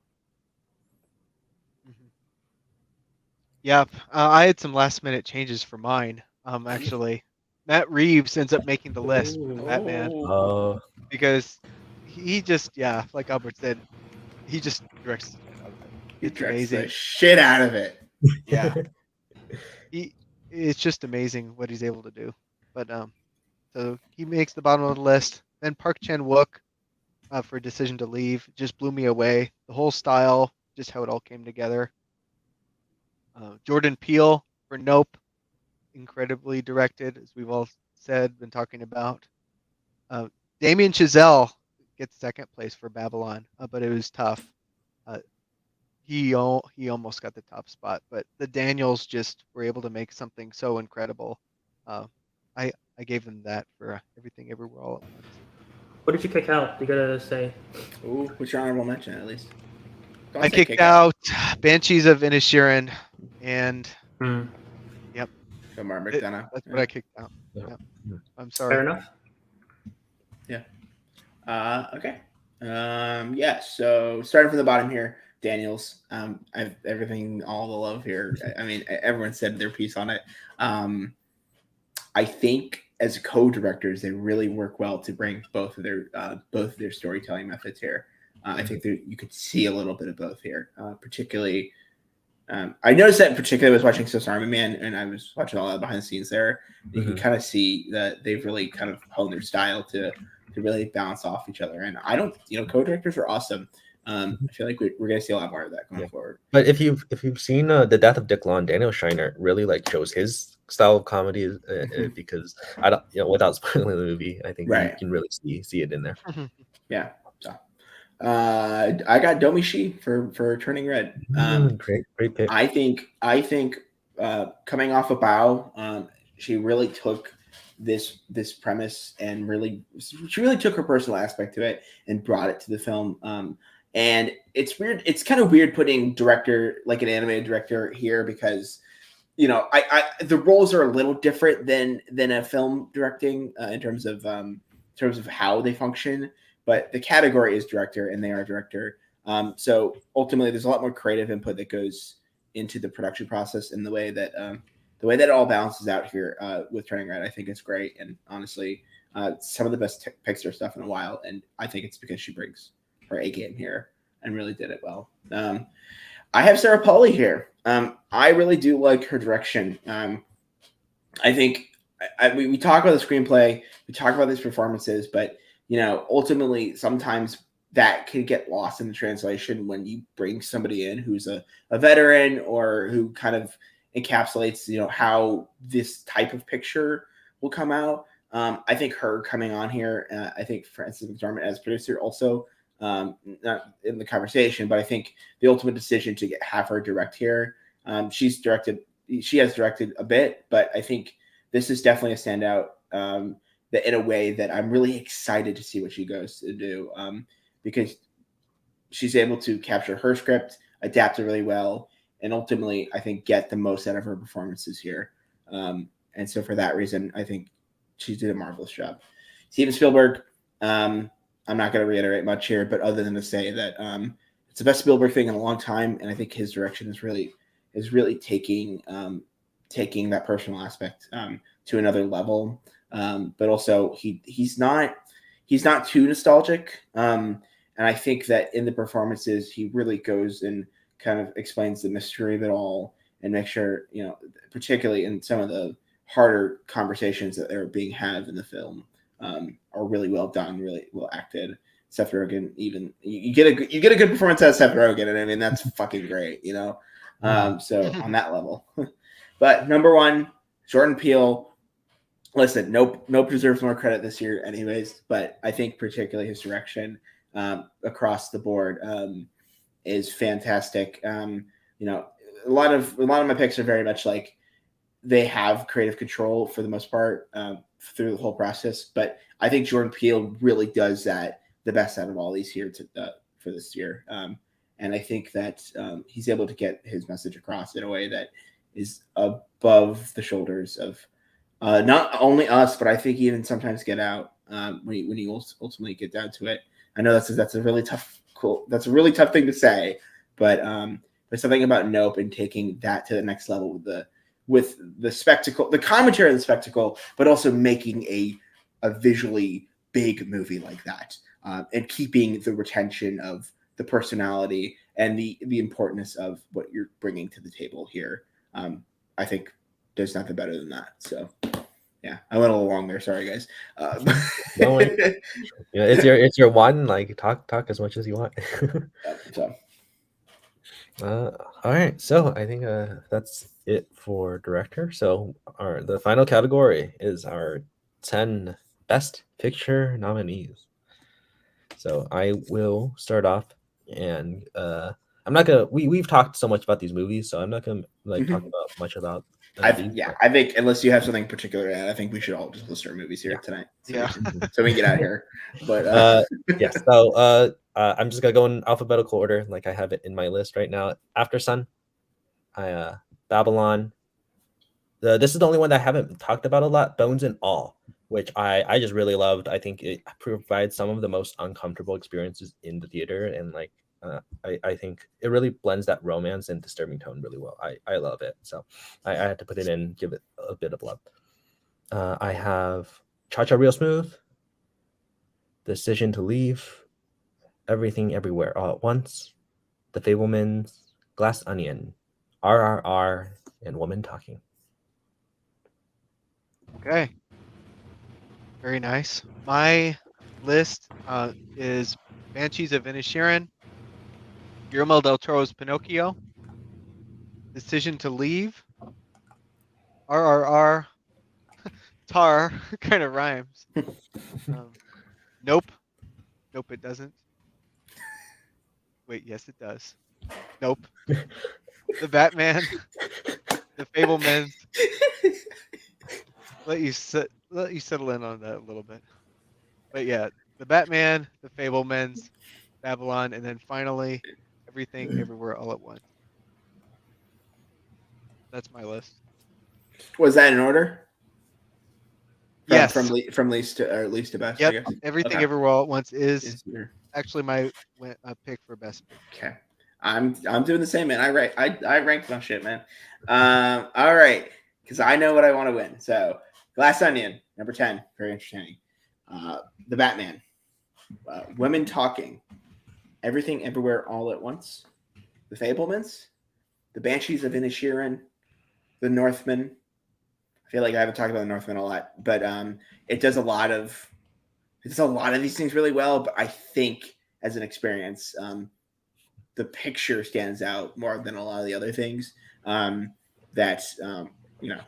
you look at the balance table of it all, I think The Northman was some of the most engaging filmmaking that I've seen in the cinema this year. So, Puss in Boots: The Last Wish, Tar, and finally, Nope. Yeah. Nice. All right. So from my 10th to my 1 at 10, I have Prey, the Hulu original Predator movie. At 9, I have The Whale. At number 8, I have Guillermo del Toro's Pinocchio. At number 7, I have The Menu. At number 6, it's The Fabelmans. At number 5 is Babylon. Number 4, Glass Onion and Knives Out Mystery. Number 3, Everything Everywhere All at Once. Number 2, Top Gun Maverick. And at number 1, R. Wow. Nice. There we go. All right, so that's it for our lists. But Rachel had left some. I wanted to wait till we talked about Best Picture to bring up this comment. For Best Actress, Rebecca Hall, Resurrection, Mia Goth Pearl, and then All Quiet on the Western Front for Best Picture. One sec. All Quiet's a little short on mine. I can't remember. There's a couple other ones that are definitely short. Guillermo del Toro's Pinocchio. Cha Cha Real Smooth nearly made my list. Yeah. Yeah. Sometimes, it's funny. I know I always want to move Women Talking up, but I'm not going to. I'm sticking with my original gut here. Yeah. But man, a lot of great movies this year. Yeah, I agree. A lot of things to check out. A lot of things that I think hopefully we can bring some people's attention to, and the live chat as well. Yeah, for sure. So I'm excited to see what happens with once the ballots are due. Excited to see announcements. I'm gonna try my best to announce them on Monday if I can combine all the ballots by then. that should be fun, Matthew. I don't know how long this is gonna take me, and then I have to make the actual slides for the announcement. So if it doesn't come out on Monday, I'm gonna try my best to at least before the actual Oscars come out, because at least the ballot's already done. But Mm. yes, that is my goal. And then I think I will be sending out a Google form as well, so when everyone can vote on that. So yeah, Awesome. do you guys have anything else you want to say before close out? We're not getting PricewaterhouseCooper to do our voting. We're not doing that. We can't afford them. Matthew, is that what you're telling me? I don't know. Well, you know what? They don't have the greatest track record. I mean, remember La La Land? I'm just saying. I don't Just know. Maybe saying. I'll see if I can contact them. It's fine. Question, Maybe we could get Warren Beatty. What's the most obscure movie that got brought up today? Sorry, what was the last part of it? Obscure movie that we brought up today. Oh, Green Lantern, Beware My Power. Okay, yeah, you won. Yeah. I was gonna say Fall, but then Green Lantern probably wins. Yes. Yeah, Green Lantern. The bubble, I guess, kind of. Oh, like- no, well, it's not. It's not good. Kind of. Kind of. Yeah. Yeah. They know Yeah. Green Lantern. They might not know even what the hell is. Yeah. Yeah. The best one is Disney Channel's theme, History Mystery. So everyone should check that out on YouTube on the Defunctland channel. We're gonna cross promote, guys. Check that out. But yeah, all right. That's all from us, and we will see you next in a few days where I announce the nominations. So Thanks for having us, Matthew. Yeah. Thanks for Thank you putting being this together. here. And thank you to everyone in the live chat. It was really fun to pull up your thoughts. So all right, then I will see you guys next time. Have a good night, everybody. Yeah.